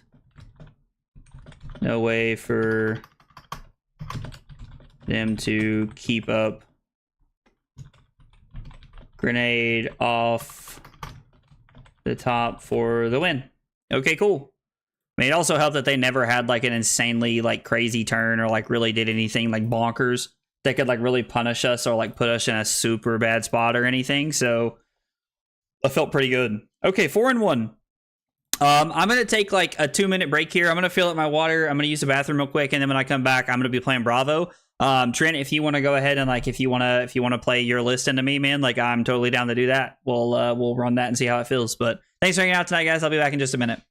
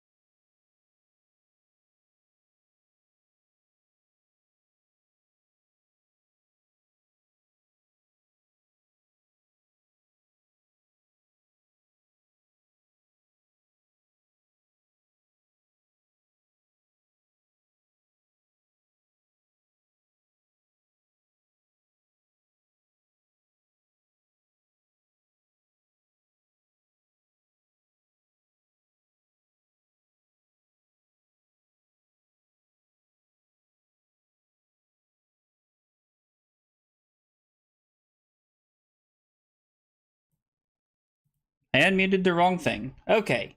Short break and we're back. So I know Trent had mentioned wanting to play a game into my Bravo list to kind of see how it felt. Trent, are you still hanging out? Do you want to play a game, or should I play a couple and you can jump in later?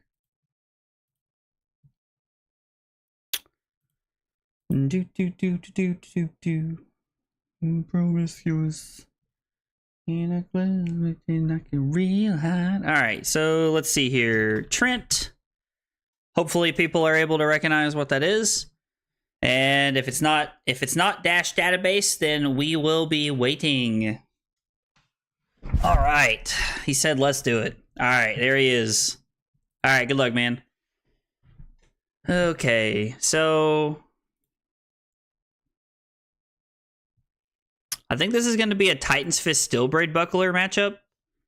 Honestly, like, I just think we're just wanting to block the crap out of it.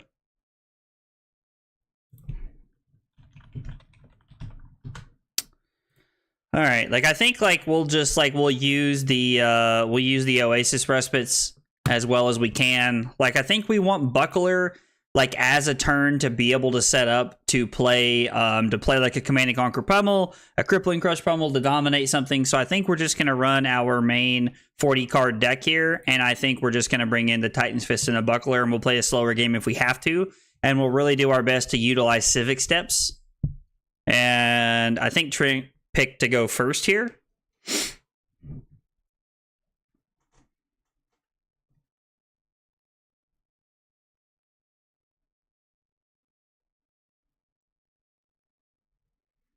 This is an interesting hand. Curious to see if Trent like attacks us on turn 0 here. And he does.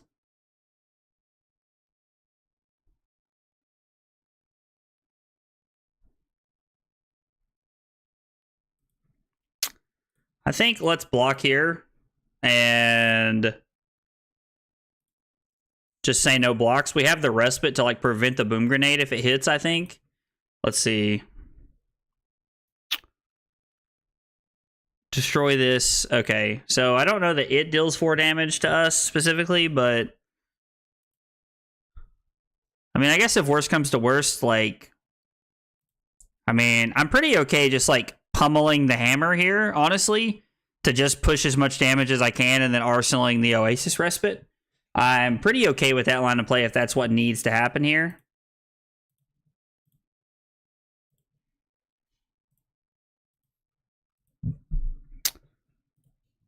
And then, yeah, we'll just go ahead and play the pummel here probably.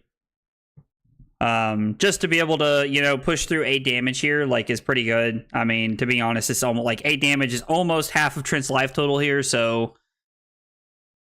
And we'll look to use the Oasis Respite and our equipment here to stop the boom grenade next turn.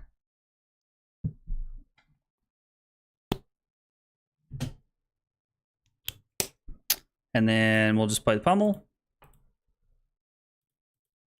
I think that this is such a fast format that, like, you just have to play the pummel any opportunity you get, honestly.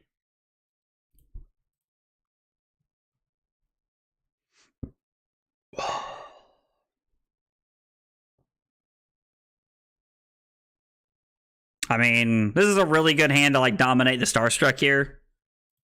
We're just gonna block with Buckler. Like, we're just gonna, like, on a blue 0 for 2 here, we're definitely just gonna block anytime we can. The Overloop is really good. I'm gonna target the Overloop, and then I'm actually just gonna pitch the I think I'm just gonna pitch the Starstruck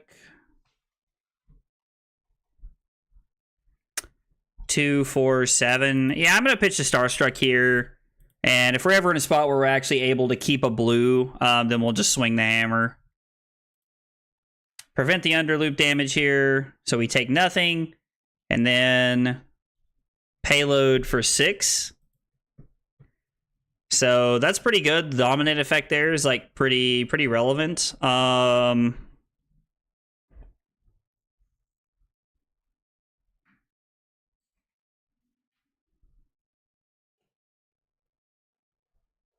And Now, the Quicken might be able to punish us next turn, but I think we're just going to get Plating and Quicken here, or and the Civic Steps here, I think is what we're looking at.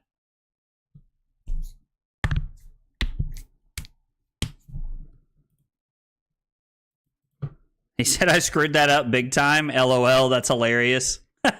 That's so funny. I mean, I've been there. We've all been there. We've all been there.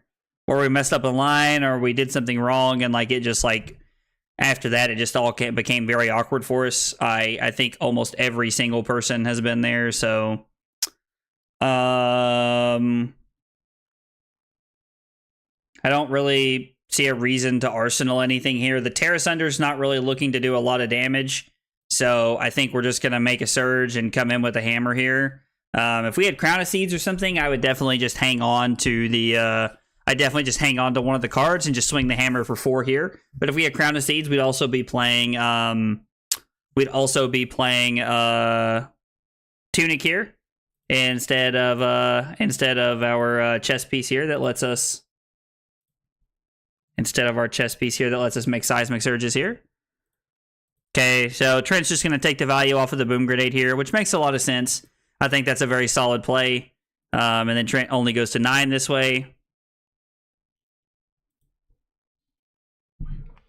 I mean, depending on what Trent's able to do, I might just come in with the Command and Conquer Pummel here, just because it's really good. If I'm able to block with equipment here, I might just do that. We might just block with a Choke Slam and with a... might just block with a Choke Slam and with the Pummel, and then just make a Surge and throw the Command and Conquer. If I can get away with it, I might just block with a Choke Slam, and then...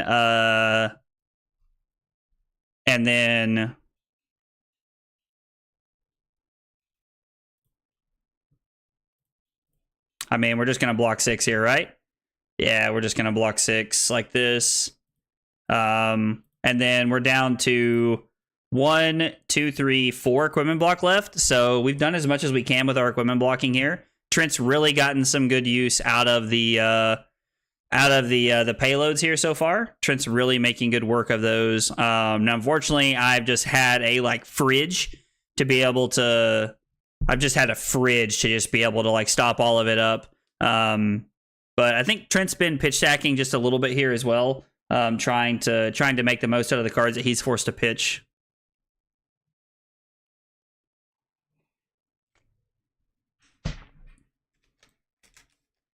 Forgot to eat my cereal bars.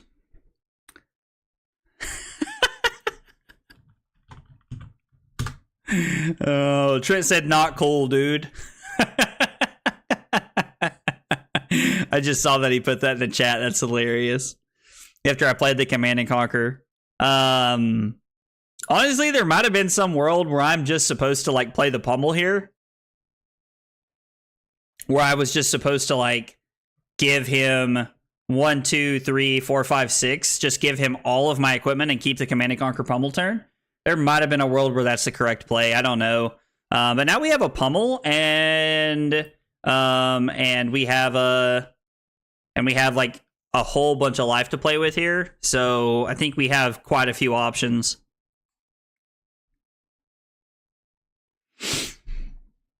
So we have 9 resources, and okay, so the yellow Boom Grenade might be fine.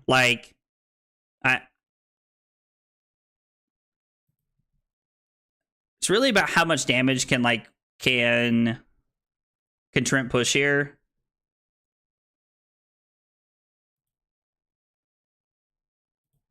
I mean, just throwing Crippling Crush is really good. I don't know. I kind of want to go for it, honestly.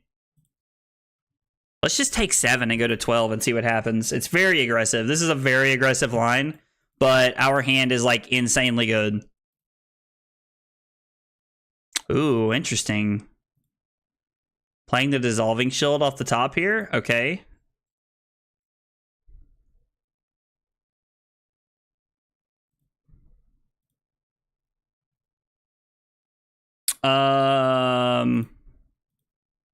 You know what? Let's just take 3 and go to 9 here. He's already played a card off the top, so there's not another Boom Grenade. and he's going to spark here. Okay. We've seen 1 red, 2 reds, 1 yellow. He goes and gets a Teklo-Core. So this costs 6. I have 9 resources, which means I can make a surge and play my pummel here. Now, Trent knows that I really like my hand here just because of how I played this out.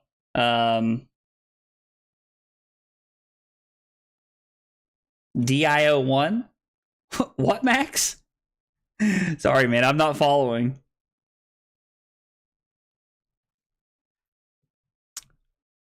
Maybe I'm supposed to dominate this. I mean, I don't know. He only goes to 2.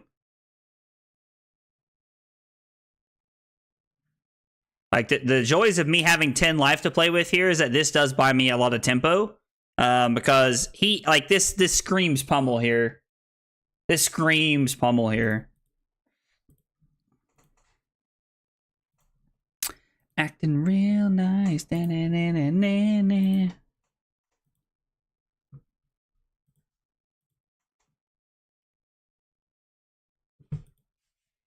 So he uses the 3 dissolving shield counters, which he's still dead. Unless he has something else off the top.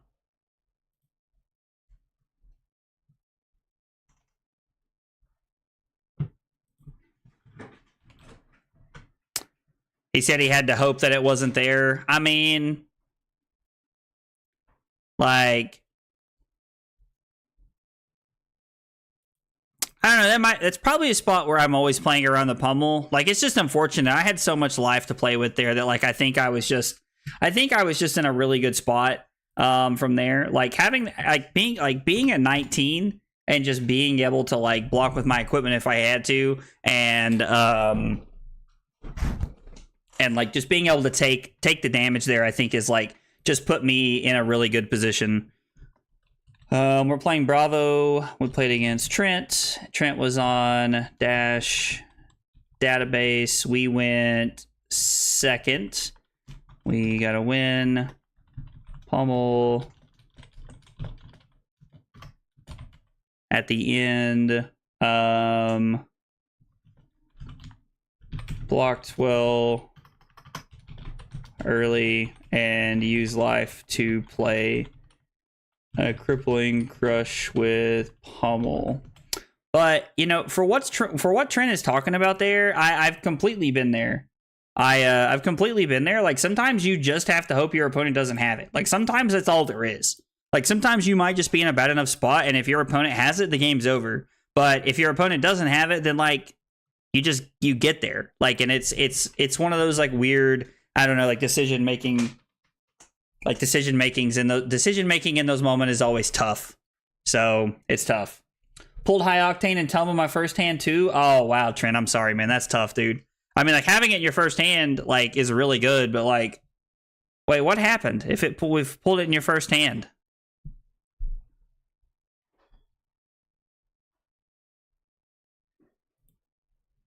Was your follow-up hand not that good? Oh, and your final hand. Oh, your final hand, not your first. I'm sorry, I read that wrong. Yeah. I mean, I assume we want Arcane Barrier here. Like, we probably want AB instead of this, and just, like, we'll just take the value that we get, and we'll play Respite.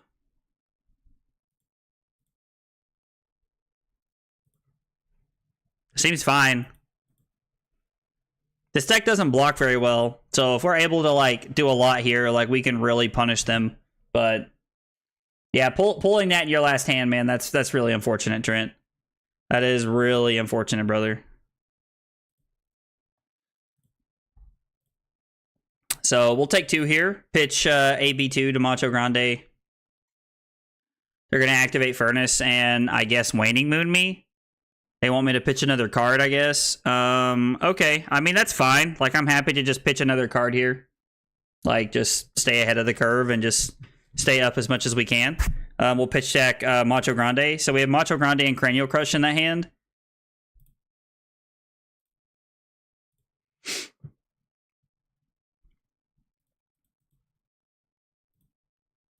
So we'll just go ahead and dominate Crippling Crush. We drew 2 more blues. So we're going to put the boulder drop in our second hand here. So right now we're looking at 4 blues with a Terrace under, and our first pitch deck hand is going to be 4 blues with a Terrace under, and there's also a Macho Grande there if it matters. So Macho Grande is the card that we're looking for. You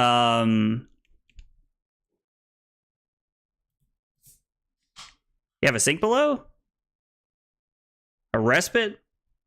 Okay, a fate. I mean, something. I was like, you have to have something there. I was like, there's no way that you just don't have anything. I was like, that'd just be crazy to me. The CNC target to max V that I would have been able to send with the cards in hand. Oh, gotcha. So that's why you said not cool. Yeah, that would have that's a big game changer for sure. Let's put boulder drop in our first hand.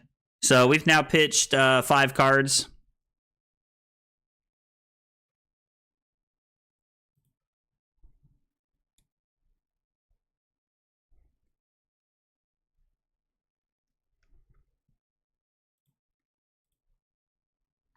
Go ahead and turn off their skull cap from blocking here, which I really like. Pitch Stillblade Shunt and Blaze Headlong. Blazing Hedgehog. Hey, Logan, what's up? Took down my local Skirmish with Bravo. I absolutely love him. I'll run him in Blitz and CC. Dude, Bravo's awesome. Bravo is a lot of fun to play, and I know that a lot of people are sleeping on him in CC right now. In fact, I hear so many pro teams talk about how bad Bravo is right now in CC, but... dude, Michael Fang just like won the 10K at the Round Rumble this weekend with him. So, I mean, I don't know. Bravo's awesome though, man. I'm glad to hear you won your skirmish though. Congrats, Logan. That's awesome, brother. That is awesome.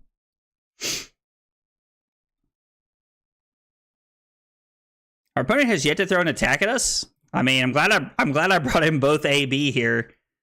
Kind of wild that they haven't attacked us yet.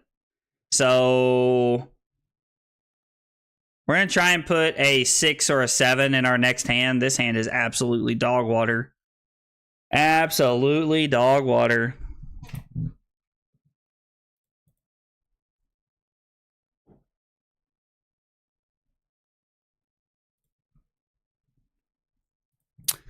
Yeah, I mean, this is not a good hand. I'm just going to swing the hammer for 4 here and then Arsenal the respite.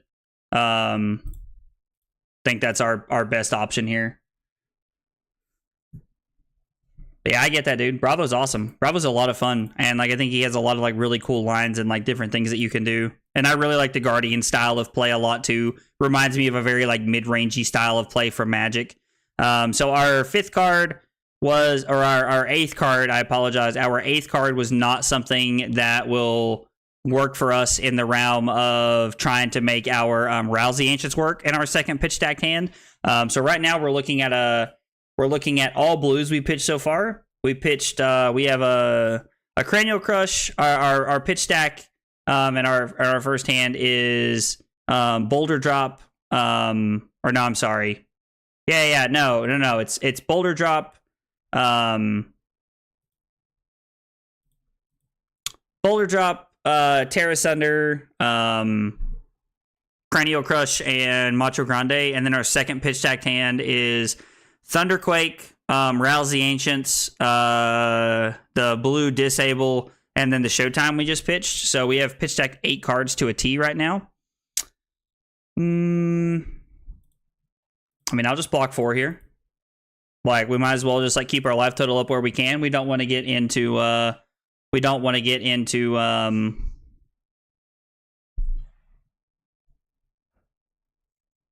arcane range, but it can happen sometimes. I'm just gonna crown this to the bottom, I guess. Go to 10. Make a surge and throw the disable here. And then we'll still have a card in our hand. So we've put 9 cards in the bottom. Our 9th card is our Oasis Respite now. So we're now 9 cards into our deck right now. Thanks, my wife is a Dash main, so she loved the cold foil cores. Oh, dude, absolutely. I bet she was having a field day with that, man. I was like, the cold foil cores are sick, man. They are really cool. I'm a big fan of them. They're really cool.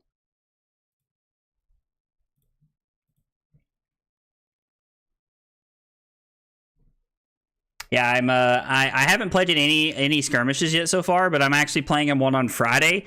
And then there's another one on Saturday that I think I'm going to play in, but I haven't talked to Carly about it yet, so I'm not 100% sure on what I'm doing this weekend. I know I'm playing Friday for sure, but I don't know if I'm playing Saturday or not. I probably end up playing Saturday, but I don't think Carly and I have plans this weekend, but I can't remember. Her and I might go play pickleball Saturday before the event, and then I'll go play at the event.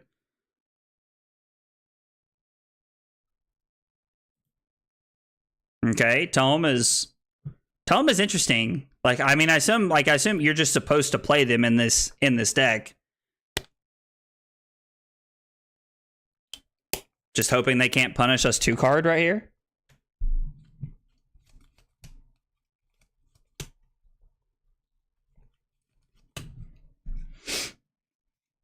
I mean, I guess if like it really hits the fan here, we can just block with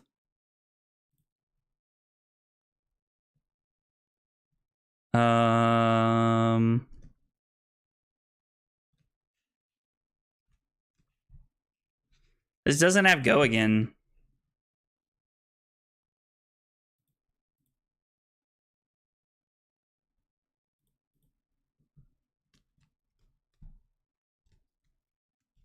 This Razor? Okay. Maybe I'm supposed to block and play around the Razor there? I don't know.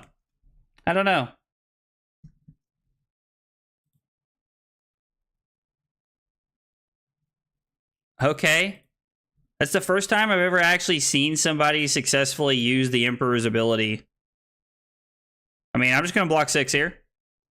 Like, I definitely think it's just best to, like, I could block 3, take 3, go to 5, and then swing the hammer, but like, I'm not interested in playing that. They can't kill me, I don't think. Well, I guess they play Swell Tidings. They could kill me, technically. Right? They could technically kill me. Yeah, they play 2 for 5, so they could technically kill me.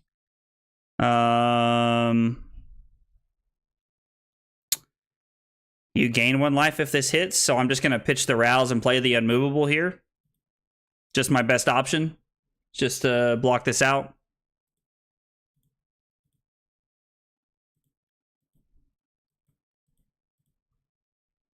Like to be able to play this Cranial Crush, but I mean...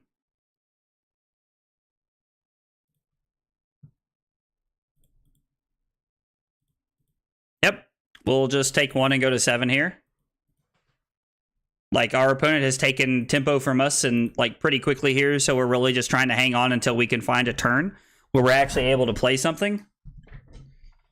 Them drawing a Tome is not going to do it for us. Means they can pretty much just play everything in their hand, which is like super bad for us.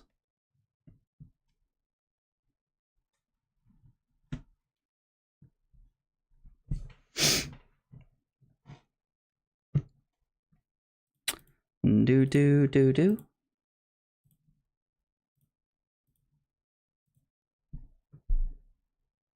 I mean, pitch Macho Grande.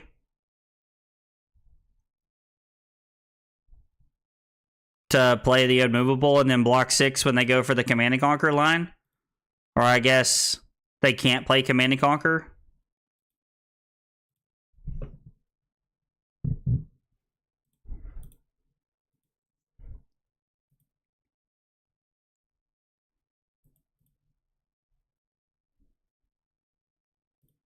Activate Furnace to go to 3 resources. Yeah, I was like, you can do that all you want, but it doesn't matter. You have 2 already out. Like, you don't get to put free ones that are in your deck on the chain. That would be broken. Would be absolutely absurd.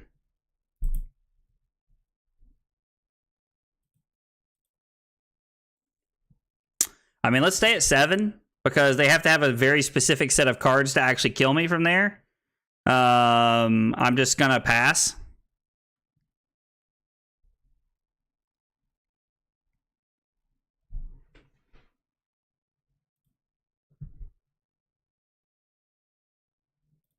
I'm just gonna take 1 here and go to 6.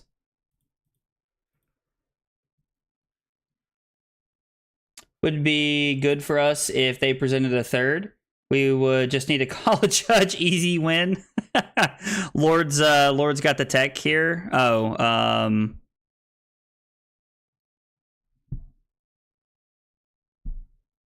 So I definitely wanted to play a card there. Okay.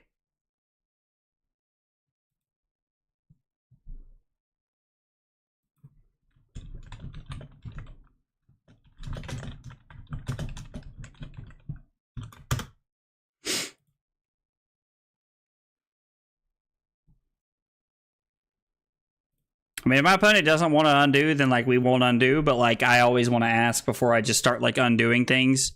For the most part, like, and I know that like I would have just undone it without asking there. Like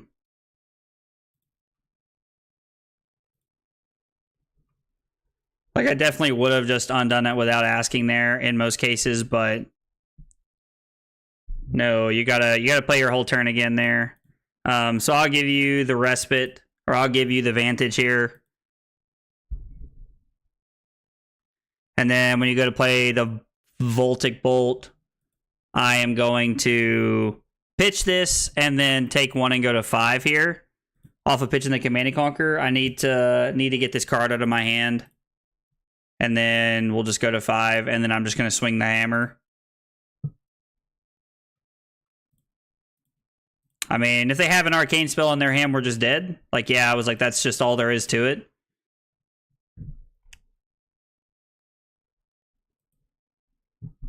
Yep, I needed them not to see something like that. And they had it. We needed to be able to win the game before we got to this point.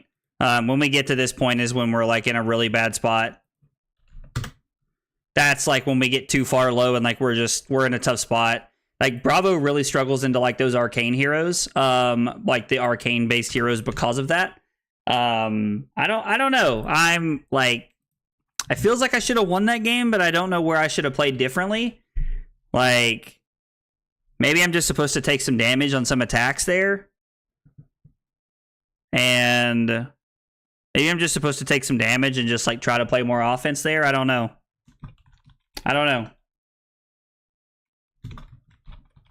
Emperor, I think we went first against the... Wait, no. Did I go first? No, I went second to the Emperor, I think. We lost that game. Died to Strider's Arcane. Feels like I should have won, but not sure where to play differently. So, guys, I record every single game that I play when I'm streaming throughout the night. And so that when I get to the end of the night, and when I get to the end of the night, I'm actually able to just like rewatch the game and be like, oh, here's where I made a mistake. Here's where it could have went better for me. Like, you know, things like that. So it's just like, I don't know. It's good to go back and watch those games. And like when you feel like you don't know where you could have played better, go back and watch the game if you can, because you'll probably find where you could have played better. I've won this exact matchup as Emperor on my skirmish yesterday. I feel like the Fatiguey Bravos are nigh unbeatable, but if they go a Nothos with AB2 and go a little aggro, it's beatable. Okay, cool. So it's good to note that way. I mean, I don't have a third AB, but it's like that's the way like we've set up our list, is just to play like more aggro-y style stuff. Like I don't know. I'm not a huge fan of just playing like defensive block everything Bravo. Like it's not bad by any means, but I'm not a personal fan of it as far as everything's concerned. So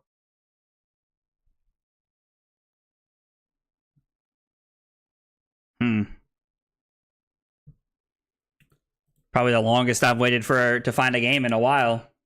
It's been a minute. Normally we find games pretty quickly there. But sometimes it just takes a minute. Sometimes I struggle with being patient to find a game because I'm like, no, I want to play now. I'm gonna have my cereal bars while we're sitting here waiting. Mute my mic so you guys don't have to listen to me eat.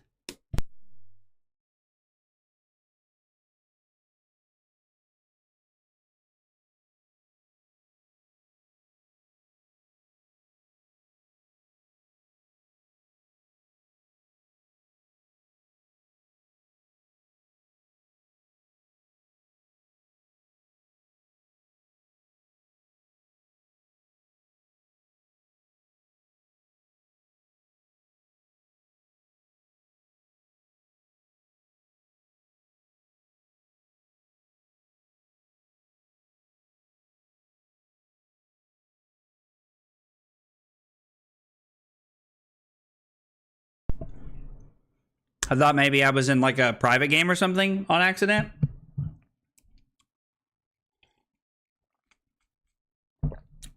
I mean, we could just run it back. I'm down for that, Trent. Let's do it, man. I think your deck is a good one to test into, man. I am definitely down to run it back. Plus, I just need I think dash style decks are going to be really popular. I saw a list the other day. Somebody was playing Crown of Dominion Royal Fi in Blitz, because the games go, and like their whole thing is that they said that the games go so fast that you don't need Mask of Momentum. That they'd rather just have the extra cards and the resources off of Tome, which I think is super interesting. Yeah, I definitely put Trent's name in there, but so let's try this again. Trent, I'm gonna go ahead and make a lobby with your name on it there, brother. Hopefully some random schmo doesn't oh my gosh. Like, am I typing in? Like, am I going crazy? Trent. Let's put Trent only. Like, Trent, if it's you joining another accounts, I need you to tell me. Okay. Woo! There we go. We got Trent. Okay. We did it. Royal Fi top 4 to Battle Harden in Tokyo? Oh, really? In Blitz? In Blitz? That's crazy. So we're going to run Titan's Fist and Buckler just like we did. I'm pretty much just going to run it back from last time. I don't know enough about this matchup to like really know the like ins and outs and like what we should sideboard differently. So I honestly might be supposed to cut the pummels and just bring in the come to fights because they block 3 and it lets us Command and Conquer for 9. And it's also 3-card Command and Conquer for more than 6, as opposed to a 4-card Command and Conquer. A Blitz? Yeah, dude, I'm going to have to look up that list. I'm going to have to look up that list, dude. That's wild. I need to see that. I need to see that, dude. Because that's something I'm going to be testing if it is. If that's something that just happened.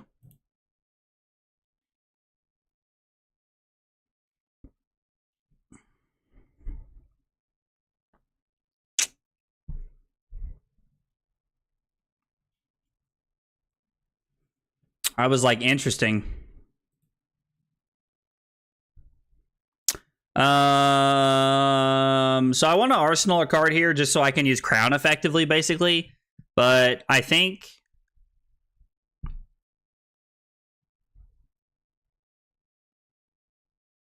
we have a couple of options here. I could dominate this. I kind of just want to throw Cranial Crush. Like, I don't really think they draw. Like, it could stop them from like playing High Octane actually here, which is pretty relevant. I'm gonna pitch Macho Grande and Thunderquake here. The list is on February wrong and lists Warmonger's Recital instead of Diplomacy, by the way. Oh, gotcha. So it's on February. Gotcha. And you're saying that it has Warmonger's Recital instead of Warmonger's Diplomacy in it. Okay. Thanks for the note, my lord. Thank you. Mini Borks, as they say.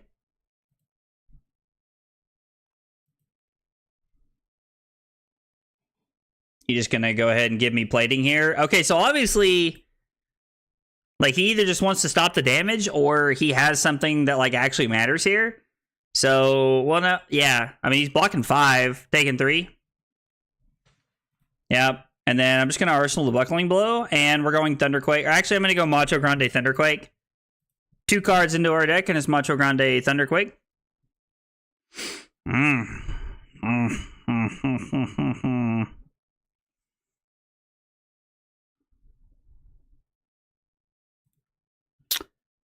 So,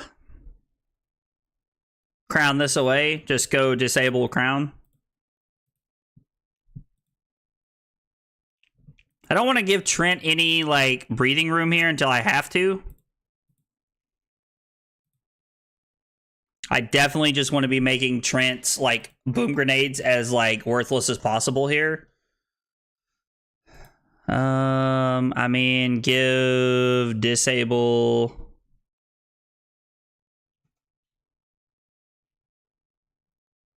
Buckler.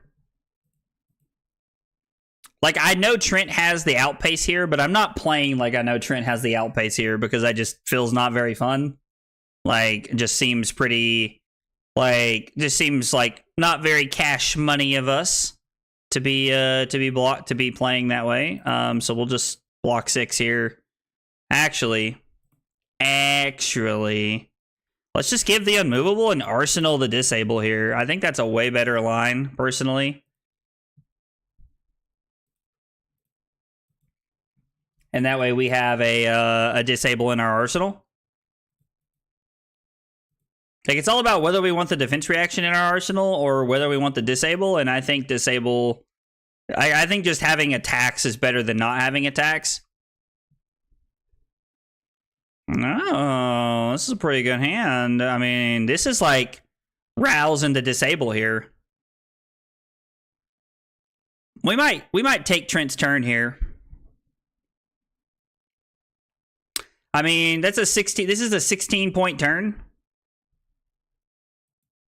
I could also just like start blocking efficiently here. Just continue to block efficiently here. Like, I don't know, like, and take the turns as they come. Like, Trent's probably gonna play one more item, like play a thing here. That was from hand. Okay, he's not gonna crank that. Crank that. That's Soldier Boy. So let's make a surge and come in with a disable here. He'll probably just give us crown, but things that affect his arsenal are good for us because Trent wants to set up as many 5-card hands as he can here. I guess he could also just give us Dissolving Shield and a card from hand and block 6 that way.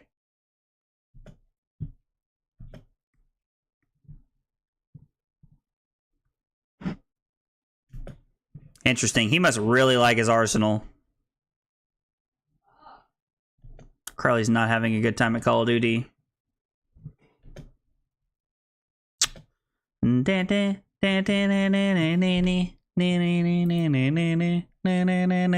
my god.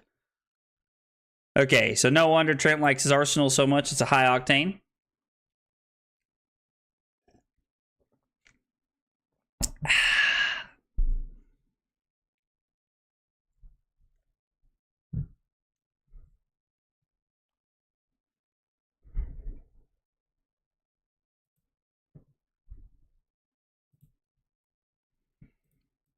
Hope there's no boom grenade off the top here.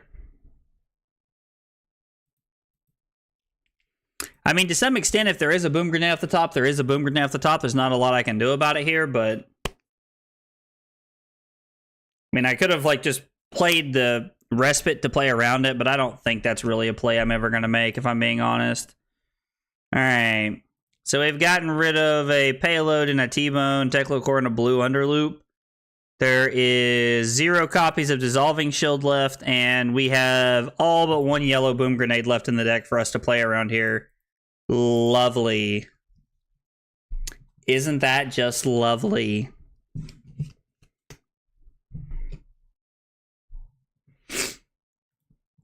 Again,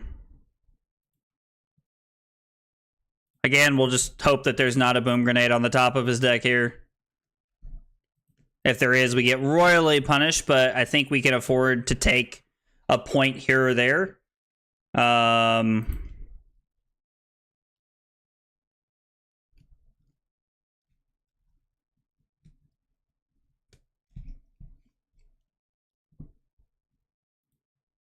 just going to take 2 here.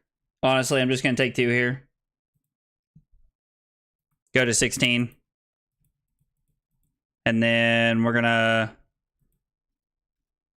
Yeah, I'll go to 14. That's fine. I want to save my equipment for like cards that like matter more so than anything. So I'm just gonna arsenal my Oasis Respite here. And I wonder if Tunic would be better off served in Bravo. I don't know. Like Tunic, being able to play Tunic Oasis Respite is so good, but like that's really like the only value we're getting as like a mainstay. Another high octane? Ugh. This is gonna be bad. Trent's about to go ham. It's over 9,000.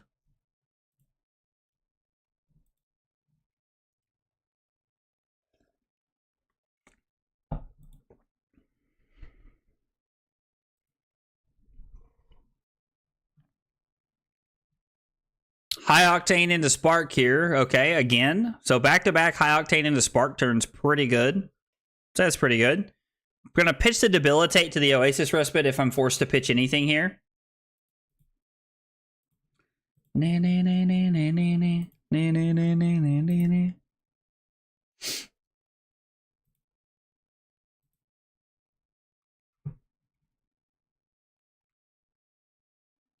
Interesting.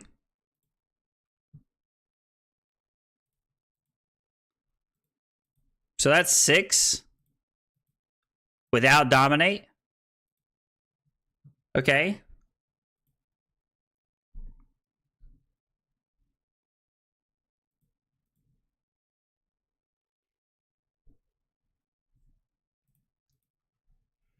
So this is kind of nice. The boulder drop is actually looking pretty good here.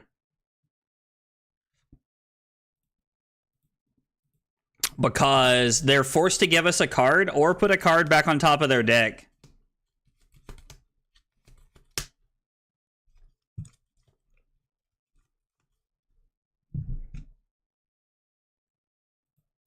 My opponent just... okay, so Trent's just going to go to 8 here. Put a card back on top of their deck. Okay. Probably a card he didn't care to boost away, honestly. Or maybe it's an item he wants to play off the top. I don't know. I don't know. Did he do it? I don't know. Oh, just off the top? That's so good. The value. The value. Value every day. Food City.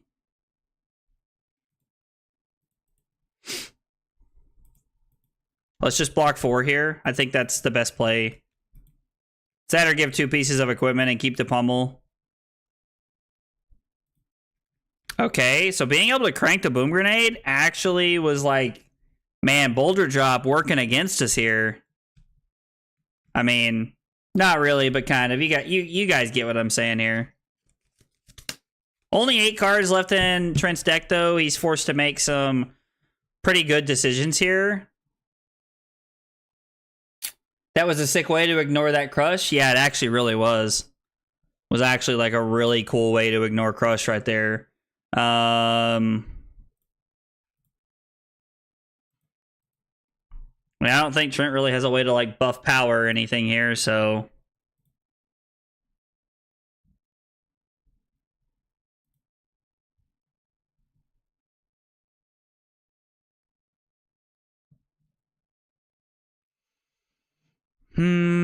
So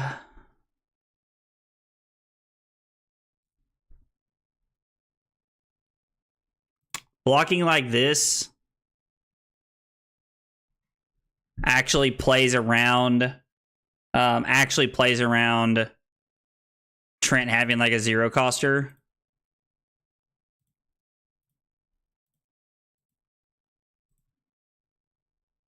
Playing like this actually plays around Trent having like a 0 coster in his arsenal here since he did boost. Instead of me just blocking 6. Yeah, I'm just going to take the gun here. That's completely fine. And he's going to Achilles and gun me again, so I'll go to 8 here. Am I supposed to? No, I'm supposed to save Civic Steps here. I think I'm just supposed to save Civic Steps every time. And just go to 8. And then we're just going to throw the hammer here. So basically, Trent's got 3 boosts left here, and he's got Symbiosis Shot for probably 3 more triggers if I had 3 more shots if I had to guess here.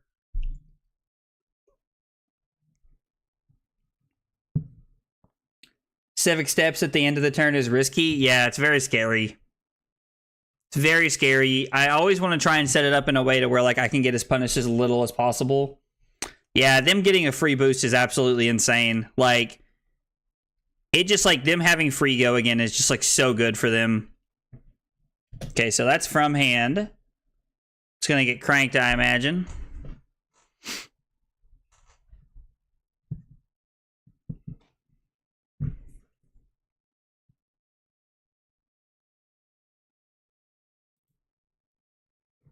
I mean,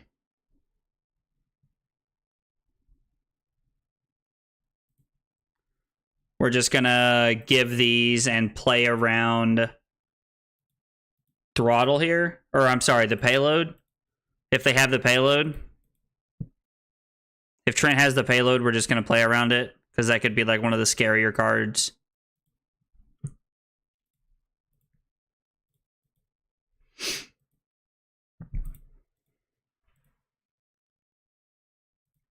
So I think that's gonna do it. Trent's gonna go to 1 here inevitably, and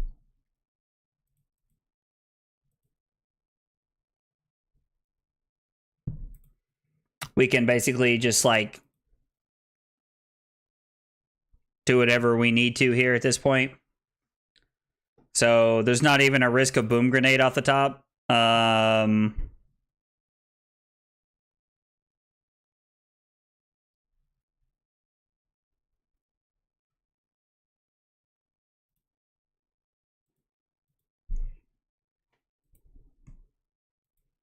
Yeah, not even a risk of boom grenade at the top, so we'll just go to 6. And then I'm just going to throw the Cranial Crush here, which will end the game. Cranial Crush will get it for us here.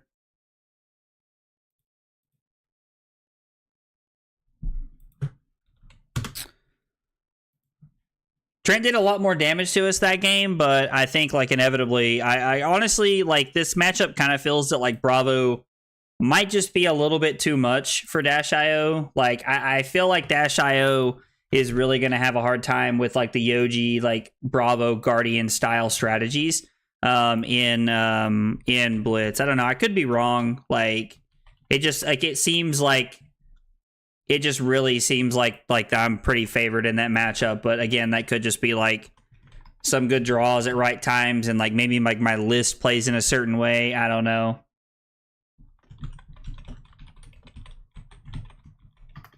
Super defensive all game ended at, I think I was at 6. I was at 6 or something like that.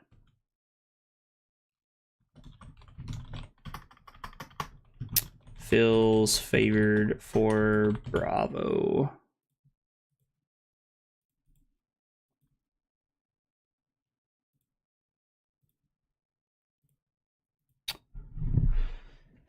It is tough. I had a max V. I was 1 resource away from playing, stuck in Arsenal. So, do you happen to remember what turn? I gotta go get my deck. What turn you had the max V that you could have played? Because there was a turn when I actually blocked in a what might have just been like a weird way to play around you having the max V to try and play around it. The hero is Levia. I guess we want to go first. I don't know. And like I just like couldn't like and like you never played it, and I didn't know if it was a resource thing or what. It was the turn I played the tome. I don't remember if that was the turn that I waited patiently or not. But I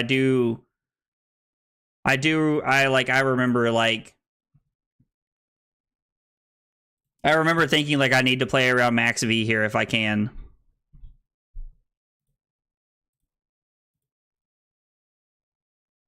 My opponent wants to block, so I'm just gonna Arsenal here.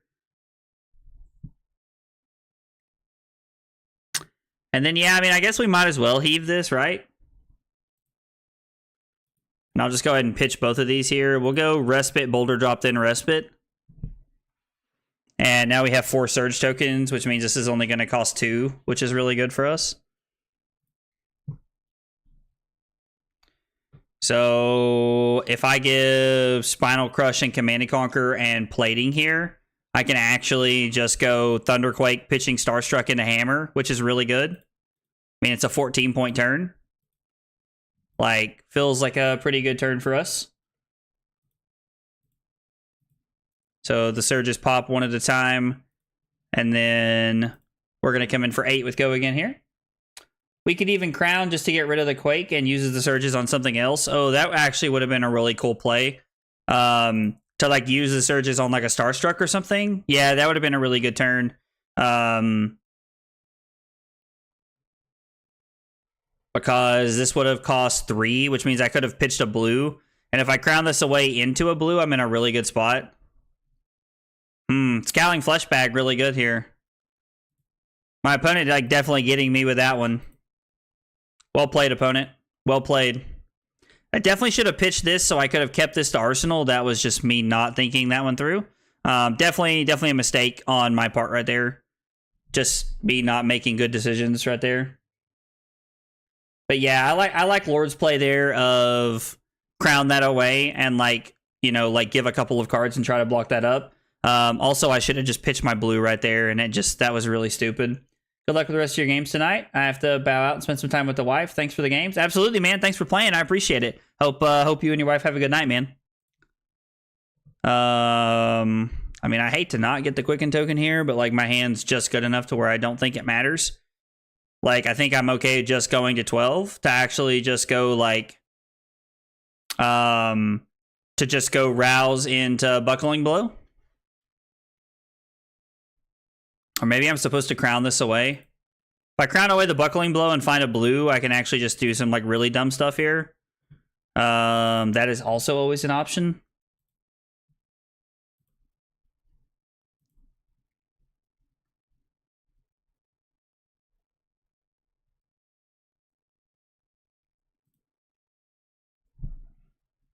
So let's go rouse.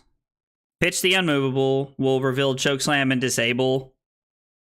So we're coming in for 7 here, and then I'm gonna pitch the disable to activate plating, and then I'm going to pitch the Chokeslam to throw the hammer here. So they'll definitely give us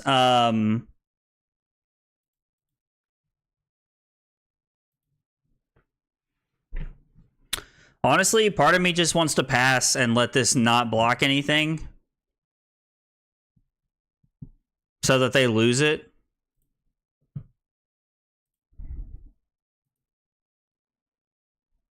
I mean, it's the same thing, right? Like, yeah, I'm just going to pass.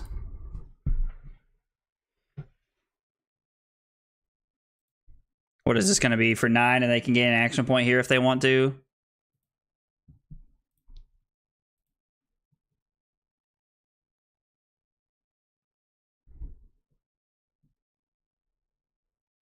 So, block 6, throw the Crippling Crush.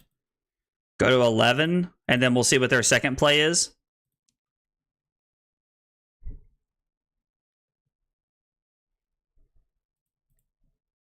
Let's just take 6. Let's just block 6 and just take 1. Like, I think their turn was good enough to where I'm okay just to pass. Like, I know that like I have a Crippling Crush that like is kind of stranded without having 3 cards in my hand. But if I'm ever able to keep 2 cards here, like I can always make a surge and do something else. So, like, this hand could be block Command and Conquer if they do kind of something lackluster here. This hand could also just be like block 6 and then pitch unmovable to make a surge and then throw the Command and Conquer.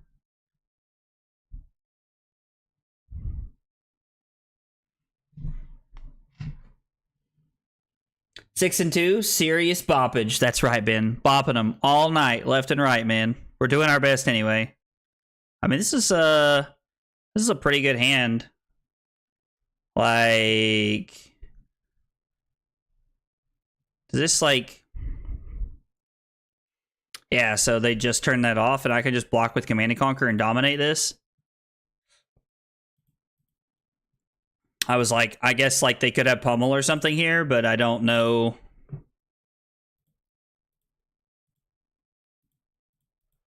But I don't know that if like these like Leviolus play Pummel, plus like the more cards we can take out of their hand, the better off we're going to be at like trying to actually, the better off we're going to be at like trying to like forcing Levy to like potentially like kill themselves basically, because they're forced to just block and they're not actually playing offense here. So they're just gonna...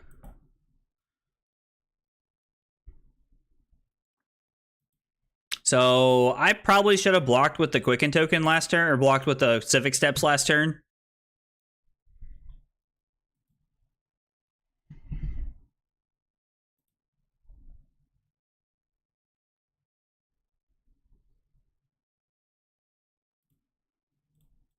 I'm just gonna take 1 and go to 6 here. I'm just gonna throw the hammer for 6. Like, throw the hammer for 6, and then, like, probably just play the pummel, honestly. Like, we're probably just gonna play the pummel here. Especially if they only block 3. If they block 6, I'll just pass and play and just arsenal the pummel. No reason to, like, get aggressive here or anything.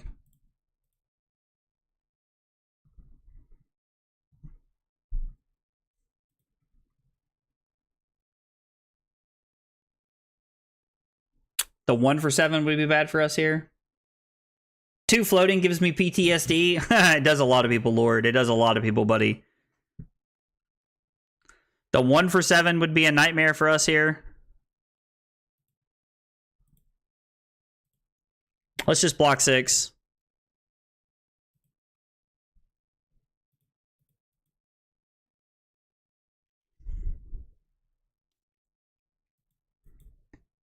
Let's take 3, go to 3, and give them a Quicken token.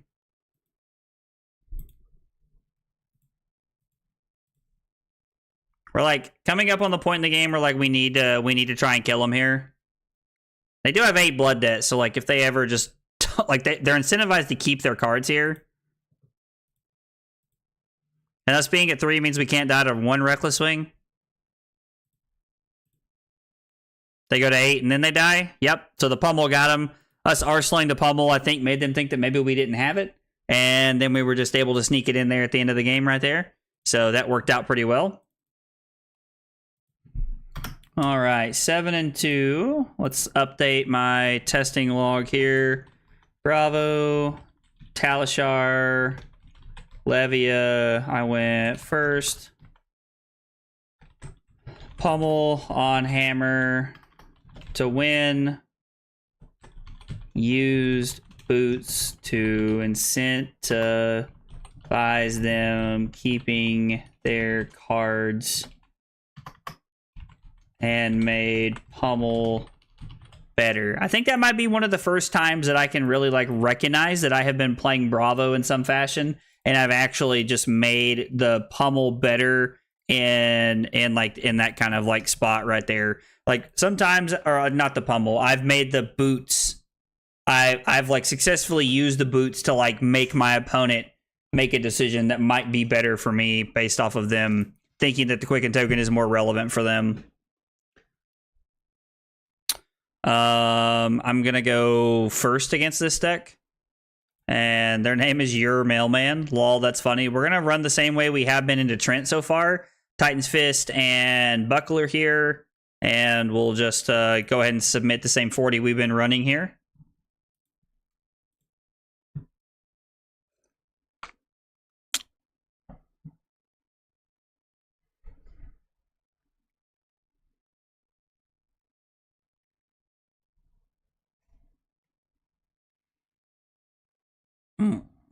Going first also gives us the random chance to just dominate something that might actually like do something and make some relevant like hits here.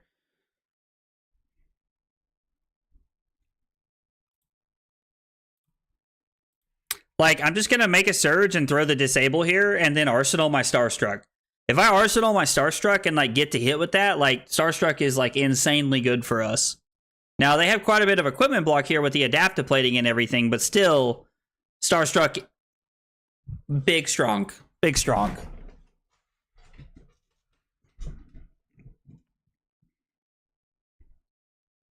Giving me heart on turn 0. Their hand must be atrocious or insane and they want to keep it. Either way, I don't feel like there's much middle ground here. Like they have 3 items in their hand or their hand is atrocious. Well, they didn't play anything off the top of their deck, so...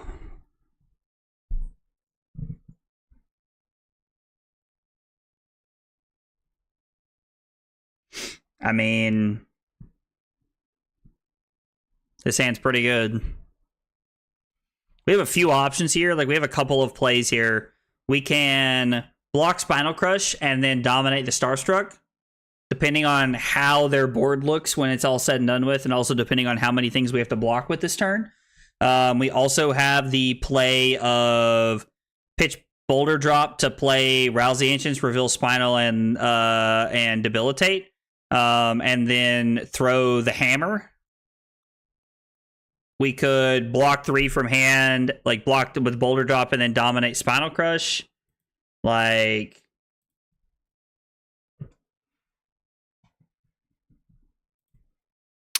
so this costs 5 and I'll have 4 resources left. So I'm kind of like, I can't play the Rouse the Ancients and do multiple things. So I mean, is it better just to attack for 13?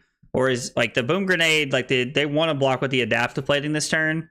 So I think we're just going to play the Rouse the Ancients this turn. I think throwing 13 here is better than throwing something that they can block with. What they can actually block one of our dominated crush effects that we have because of the Adaptive Plating Boom Grenade play here. Like they have 6 points of equipment block here that they could just block basically. So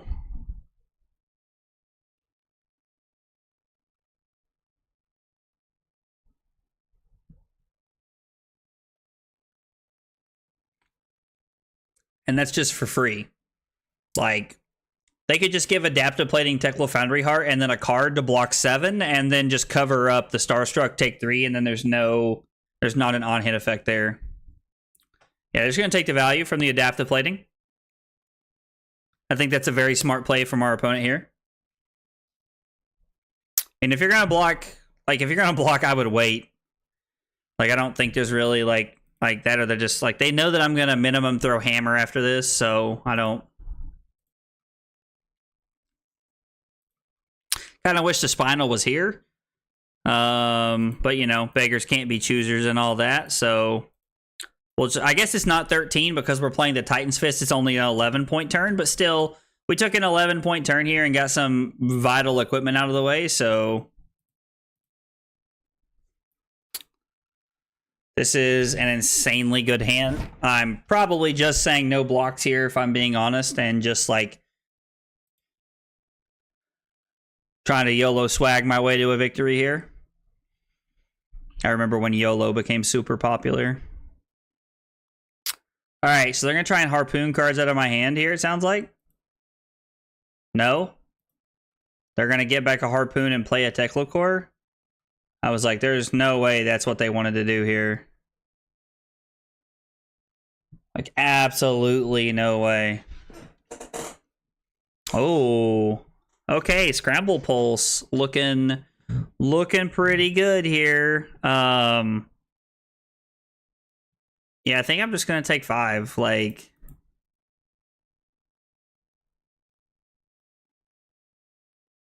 I think I'm just going to take 5 here. I'm sorry, did my opponent just play a pummel?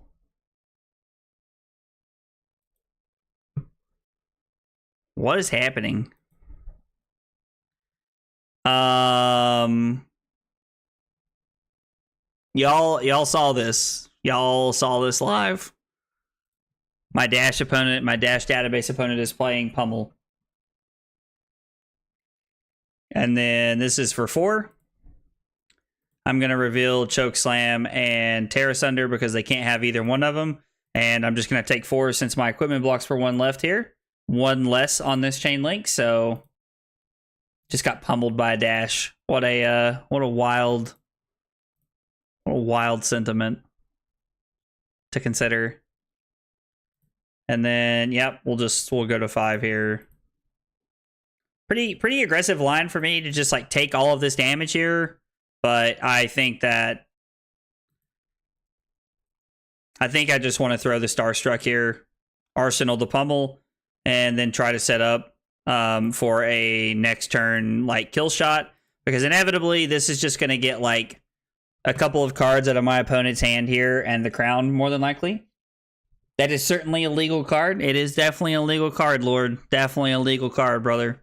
Now, I'm just blown away that they're playing pummel in Dash. Like, I've seen people doing it before, but The last time I can remember somebody playing Pummel in like a boost aggro dash was at PT1.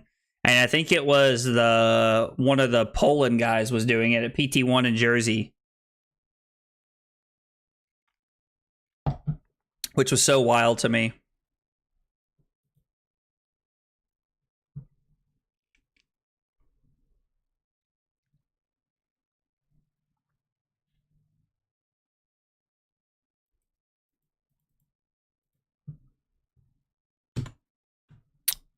Okay, I was like, my opponent's probably just thinking here, but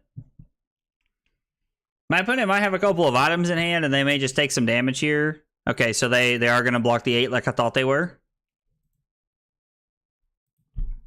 If I'd have been able to keep my other card, I would have 100% pummeled that right there. They're just sitting over there like, I'm the pummel player now. Okay. Maybe they forgot to crown. I don't know. We're just going to pass and put this on the bottom.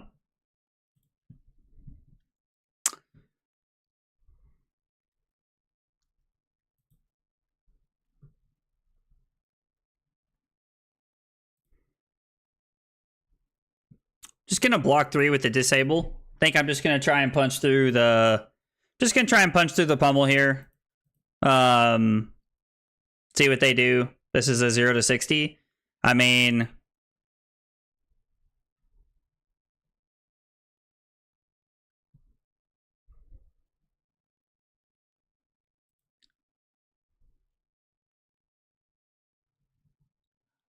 Actually... No, I'm just supposed to play it here.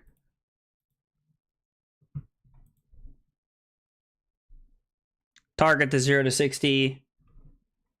Wait, what the heck?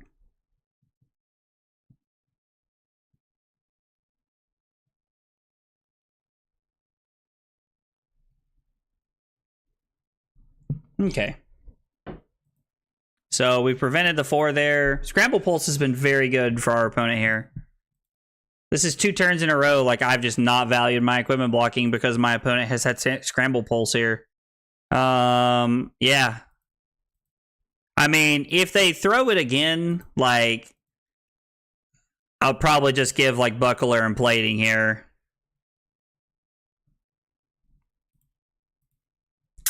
And then we'll just go ahead and throw the hammer here.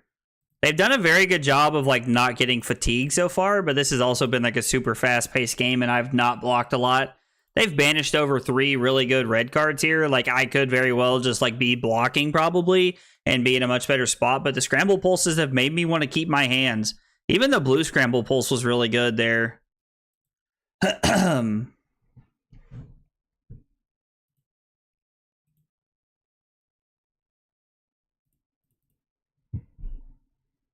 mean, if my opponent has a good hand, they're just going to say no blocks here. There's no reason for my opponent to keep their hand right here.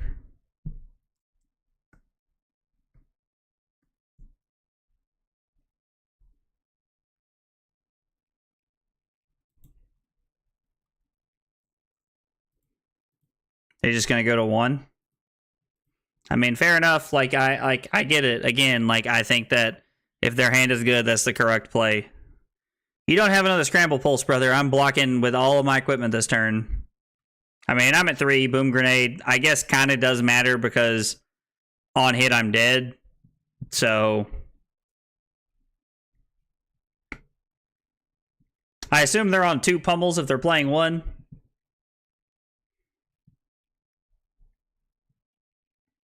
They may think that a 1 of pummel is just the way to go. This definitely isn't boost here. It's like I can't imagine there's a world where this is going to be boost.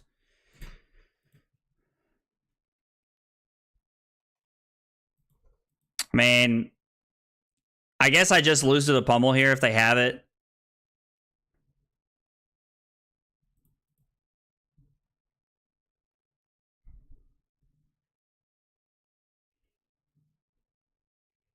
Dead. 1 card, 2 cards, 3 cards? Okay, yeah, so they played the Boom Grenade off the top of their deck. I mean, I think they definitely should have played the boom grenade like in combat. I think that was definitely the correct play there.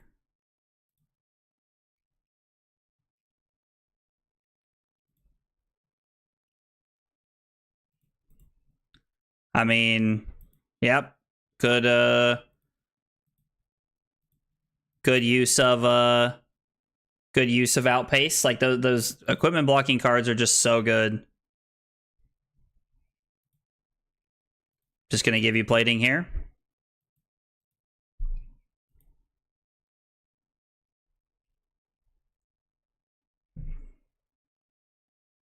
Yeah, get that scramble pulse out of here. You love to see that. Get that garbage out of here.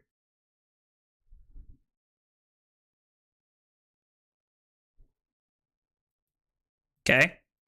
So we get plating. Our opponent just... That's the end of their turn here. So from here, again, we're just throwing the hammer. But the good news is that they have to give us 2 cards this time around. And this is where we really start to run away with the game, I think. They might just be playing to like their last pummel or something. I don't know. Like, I haven't seen another pummel. They could just be on 1. I don't know. Like, it's so hard to say right here. I'm just kind of like stuck in awe right now that like I actually got pummeled by a Dash database in Blitz. Like, it's just like it's just such a like... It's just something I wasn't expecting. The good news is that they can't pummel us on only 2 cards.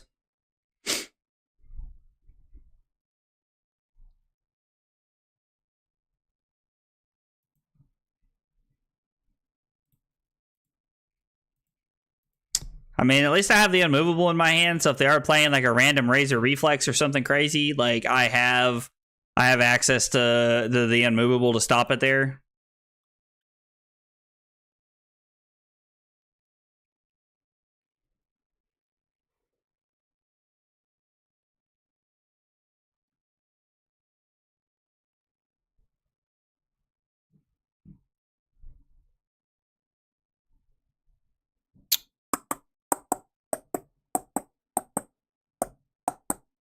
I mean, there can't be too many items left in their deck. At least not to cost 0. Okay, so they get a boom grenade. They crank it. Activate Cyclo Foundry Heart with the 1 resource they have floating. Come in with Throttle.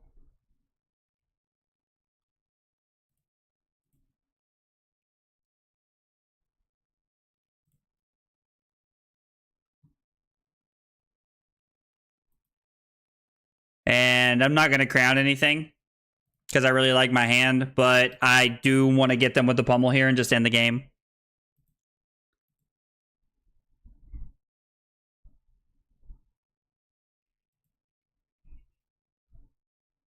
Did I actually just make a mistake, and are they actually just going to, like... No, I can go to 1 here. I didn't miscount. I can go to 1. If they crack Accelerator here, I can just go to 1.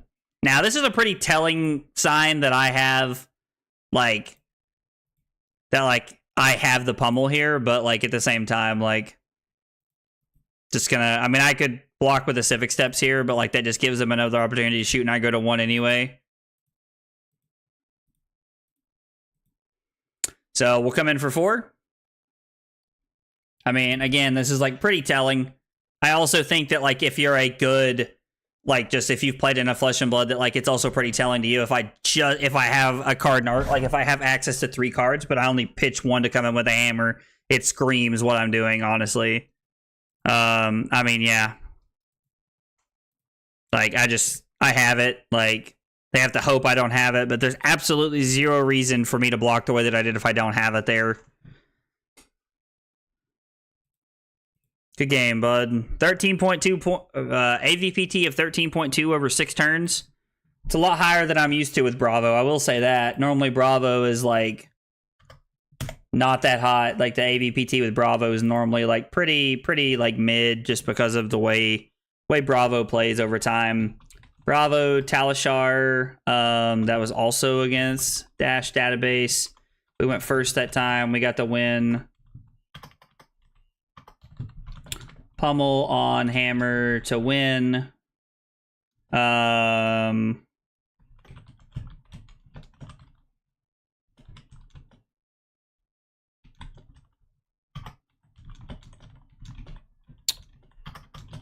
Too close.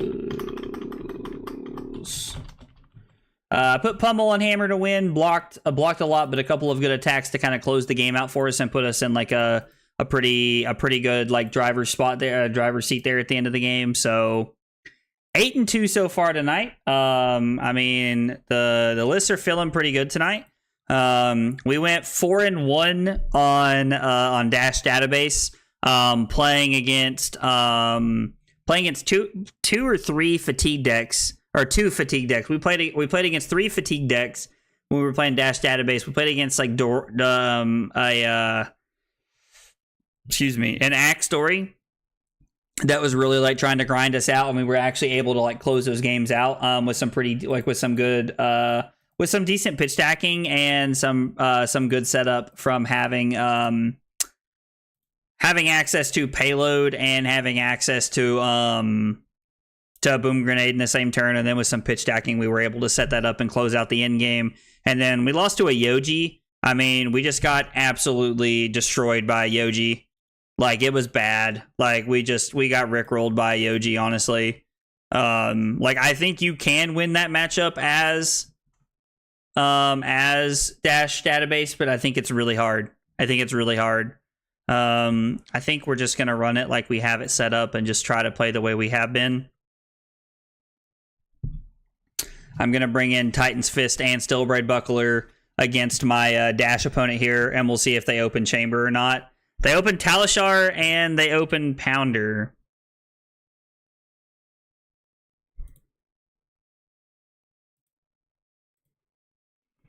Well, let's set up the disable pummel for our second cycle here, if we even make it to second cycle. This is gonna be just hard, like hardcore, like aggro, like run them over.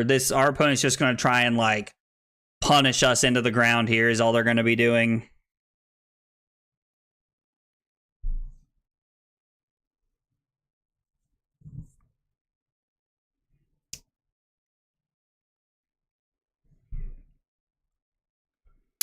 Ridiculous. They give us heart. It's a lot of people blocking with their equipment on turn 0. Like, and I don't know. Alright, so as long as we pitch a blue, we're good here at some point. Like, whether it's for the respite on their turn, or whether it's on our turn, either way.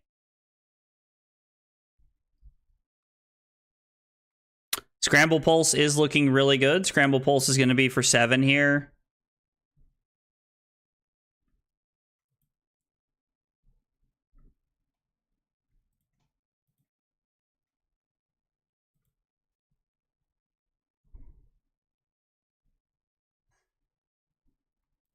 We're just going to go Respite, and we're going to pitch the Unmovable here, actually. I would rather pitch the Unmovable because I can block 6 with this hand, or I can block 5 if I keep the Unmovable. So it's better just to keep the 6 here.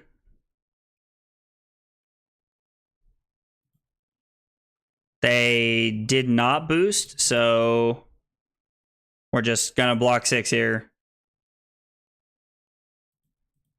They won't have Scramble Pulse every single turn, so we will get to rely on our equipment. And there'll even be a turn when we get to Arsenal and try to use our Counter Providence to like really help us set up there. But for the time being, like, Scramble Pulse is good. We need to respect Scramble Pulse and not block with our equipment. And maybe they're on the suite of Scramble Pulses and they'll just be on the blocking train. Or maybe like they'll just be on like the stop us from blocking train here. I mean, if they're on Talishar, like, and Pounder, like, they could be on, like, a list similar to my buddies. My buddy on the team, his name's Zach. He's been playing a list that is, like, very, like, anti-equipment blocking. And one of Bravo's biggest like plus sides is that he brings a fridge to the matchup. So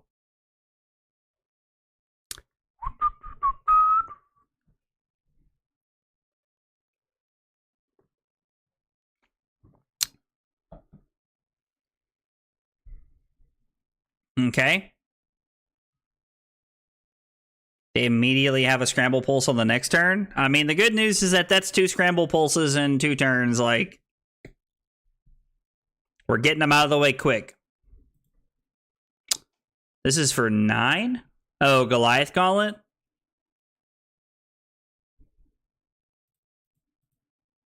I mean, we're just gonna block 9 here. Like, let's play it out. We'll create a surge here, even though it doesn't matter.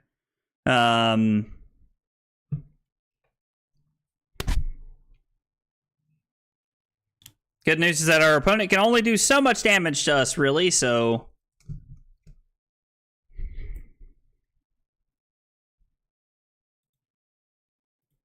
we're just forced to take our opponent's damage after that.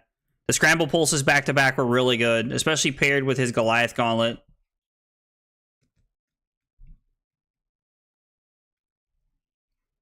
Yep. He's not going to boost here, which is the correct decision to make. And then I'm going to go to 14. But we're at 14 and we have our complete fridge here, so we're like just trying to hang on until we can get through the scramble pulse nonsense. My opponent has also already used their Goliath Gauntlet, so that's looking pretty good for us right there. Now, our opponent has quite a bit of breakpoint cards, so like it's very possible that our opponent can just actually get there and kill us. He's pitch stacked. Our opponent has pitch stacked some red cards here, so they're definitely trying to set up for second cycle. And they've not taken a single use of Talishar here.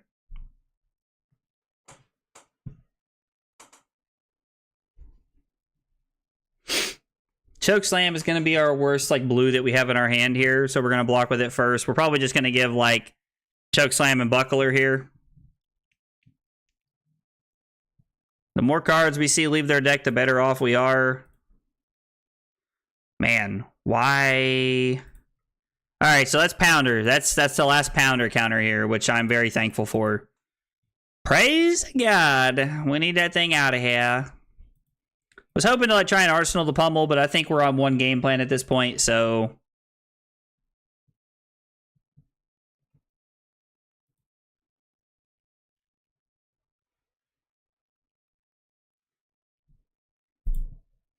Spark for 0. I assume they're just going to get a Teklo-Core here, and then they're going to Arsenal one of their cards. I'm going to throw the Hammer for 4, and then I'm going to Arsenal one of... I'm going to pitch the Buckling Blow and Arsenal the Debilitate here. I want Crown of Providence up to give me an extra card if I need it for something. But I guess they're going to crack Accelerator here and just try to push tempo a little bit. Which, I mean, like, I'm pretty okay with. Yeah, I'm okay taking 1 here.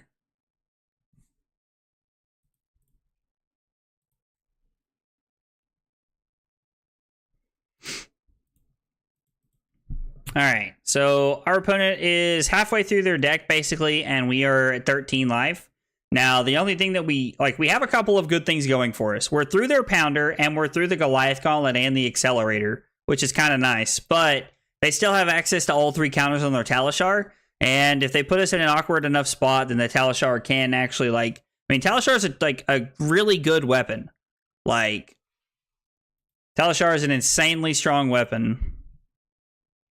So like don't sleep on Talishar if you've not played a lot of like, you know, Blitz, or like you've not played against a lot of like Dash. Like, do not sleep on Talishar.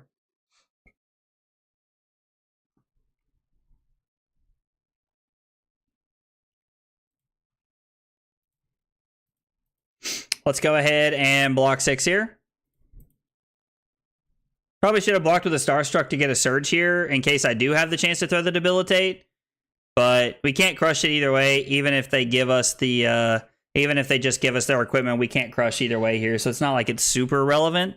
Just, a little bit of a misstep that is technically probably better to have made that decision. Oh man, did I miss database gameplay? Yeah, Mod. I'll play database at the beginning of the stream. So I'm going to be playing Bravo and database throughout the rest of the week, and I'm going to be alternating their time slots. So tomorrow when I play, I'll be playing Bravo first and database last. So I'll be alternating back and forth, depending on everybody's schedule. So if you missed anything, man, you can always tune in tomorrow and catch it for sure.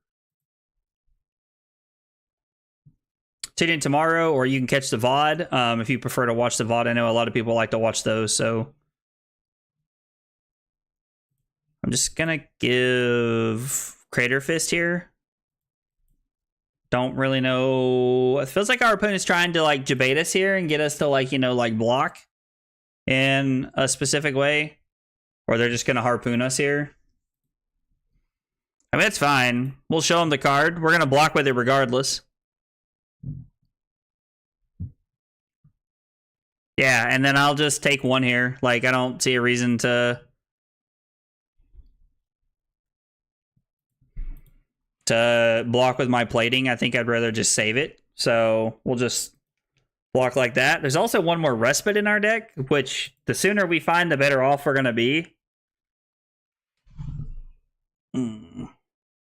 Yeah, Mod, we went 4-1 with database earlier in the stream before I swapped over and started playing Bravo. I mean, I guess let's just give the value block. We'll just block 6. I mean, I could have tried to keep the Command and Conquer, but like I don't really know that it's worth. Like, I don't think we're really going to be able to keep 2 cards, and I don't think Command & Conquer is worth keeping without, like, knowing that we're going to pummel something, so...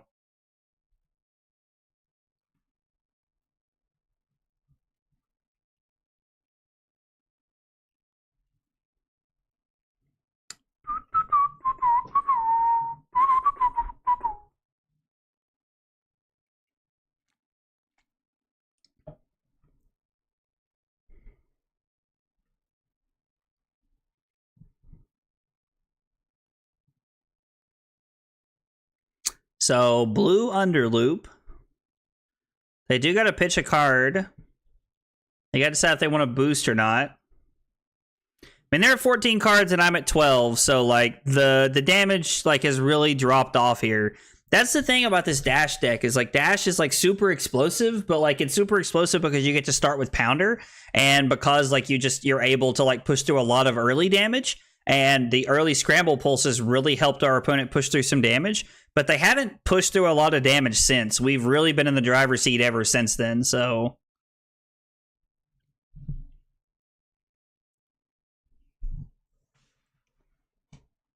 Okay, so they've only boosted one thing this turn. There goes their last Teklo Pounder. So again, we'll just take one here. I'm okay just like leaking one here and there. Like I'm more worried about like a more worried about like a like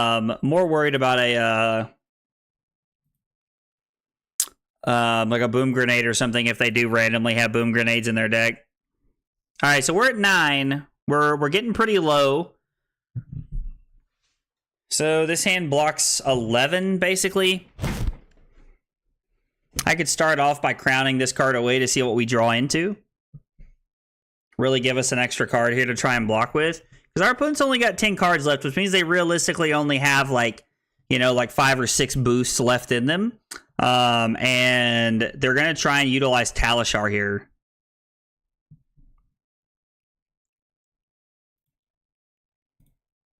I mean, I'm just going to take one here. Like, I'm okay just like getting rid of this to like try and find something better here, I think. We just want to use every piece of equipment we can here.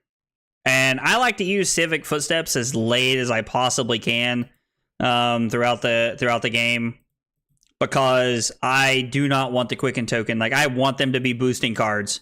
I want them to be boosting stuff and like getting rid of their deck. The faster they get rid of the deck, the better for us. We're just going to give them Imposing Visage right here. Like, we're still in a spot to where, like, if they just decide to, like, play an item and pass here and, like, try to set up a little bit, we can still throw the Spinal Crush and that'll be backbreaking. That'll be absolutely backbreaking. They probably won't. I think our opponent realizes that they need to be pushing the tempo if they're going to beat us here, but there's a second use of Talishar.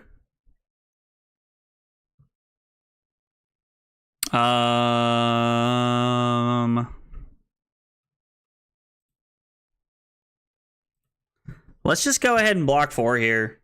Like, I think we're just going to use our equipment. They decided to undo. Okay.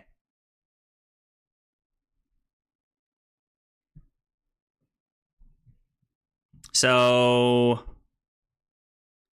5, 6, 7, 8, 9, 10. Keep the civic steps.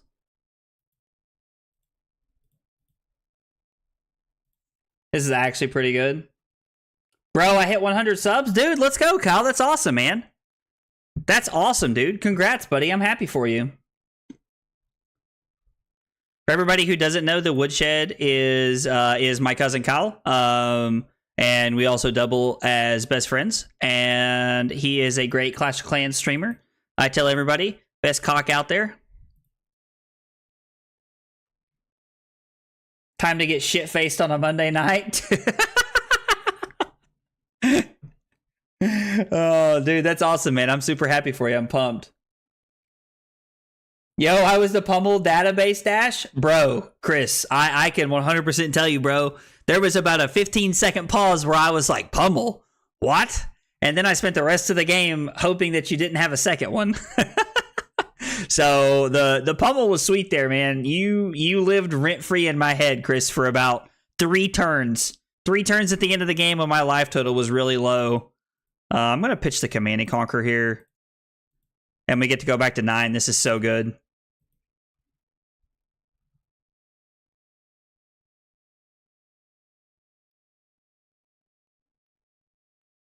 Bro, my last few 2 videos popped. 1K on the most recent and 2 on the one before. That's what did it? Dude, that's awesome, man. That's great that you're having videos pop off, dude. That's amazing. I'm super glad to hear it, man. GG, dude? Yeah, dude, absolutely. GG's, man. Appreciate the game, brother.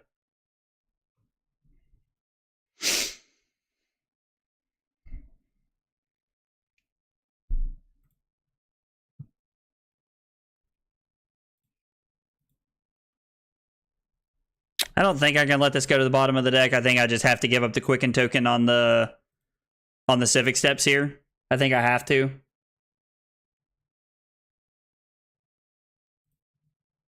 They want to use that Quicken token next turn. I mean, I think that's a perfectly reasonable play. They have 3 cards in an arsenal. I don't really think my opponent meant to arsenal there. Not that it really matters, but like, I'm at 9. I don't really know what has to happen for me to lose this game at this point. Being at 9, I think, like, just kind of like puts me in the driver's seat to win the game right here. So, oh, they're wanting to undo their arsenal. Yeah. Okay, that's fine. I mean, not that I can really stop it from not being fine. Like, they clearly want to, like, do that, and that's what they're going to do. So they lead on the underloop. I mean, I would just, like, if that's how they lead their turn, I would definitely just play the respite on that, like, by far. Like, they've changed their turn, so I'm going to change what I do. Like, if they had just ran out the cards like they did last turn, I would have kept the play that I made the exact same here. I mean, yeah, like, let's make a surge and throw the hammer here. They're gonna make one last real, like, valiant push here to try and kill me. I don't know that, like, they should have arsenaled. I don't really know. Like, they have a 0 to 60 that they probably arsenaled. They have a red 0 to 60. Now, in a real scenario, we wouldn't know that. We'd just kind of be guessing a little bit here. Like, but I mean, I guess we would know at this point, like, we'd have been counting their deck, but all right, all 3 blocks, and we have 12 block and 2 points of equipment block. 3 points of equipment block if they break the chain, so we're probably going to give them the equipment pretty early. Well, no, I guess we're not, because we're not going to give them the equipment pretty early, because the Quicken token would just give them a go again here, which is really good. So we'll just block the showtime here, go to 8. Our opponent has 1 card left in their deck, so we're now at a point in the game where we can actually just see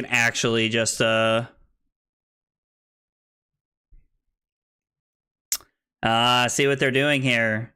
I see what they're doing. They're incentivizing me to block with the Civic Steps to give them go again, so that they can throw another attack and then Talish Army, which is actually like pretty smart. Like really heads up play for my opponent right there. But we're gonna make the correct decision here, where we just give them a card from hand.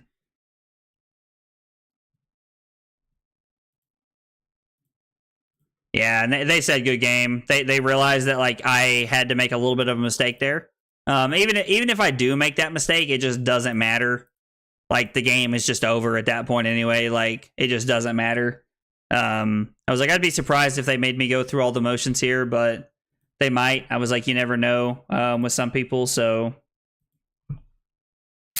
oh, misclicked there.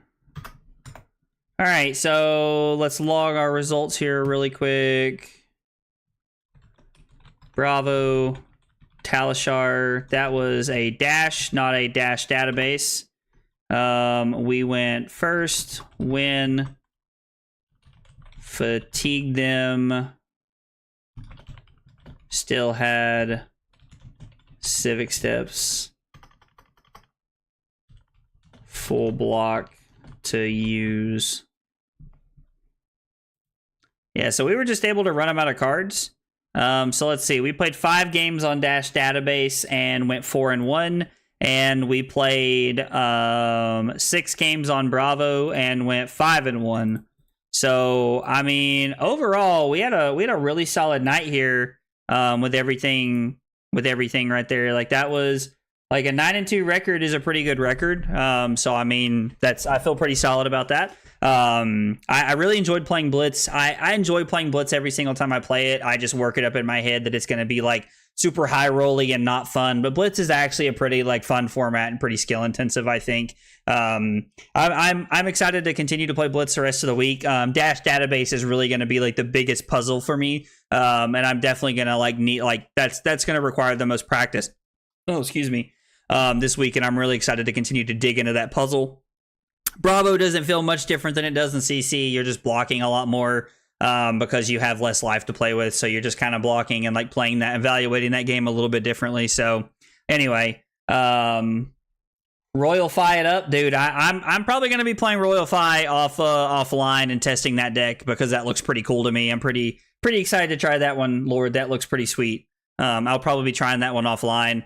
If I didn't know Royal Fi was going to be an option, I would have made it one of the options in my members only poll for people to vote on what we're playing this week. So, but the members have spoken. We are playing Dash Database and Bravo, which I think is going to be a fun challenge this week. So, tomorrow night I'll be back playing Flesh and Blood. Probably a little bit later than usual. I think we're playing pickleball with some of our friends after work. So, but I will be back tomorrow night, even if it's not until around 9 o'clock or so Eastern time. So probably be a little bit of a shorter stream, but I'll be around to play some games. So guys, thanks for hanging out tonight. Appreciate everybody being here. It means a lot. Have a good night, and I'll see you guys tomorrow. Take it easy, guys.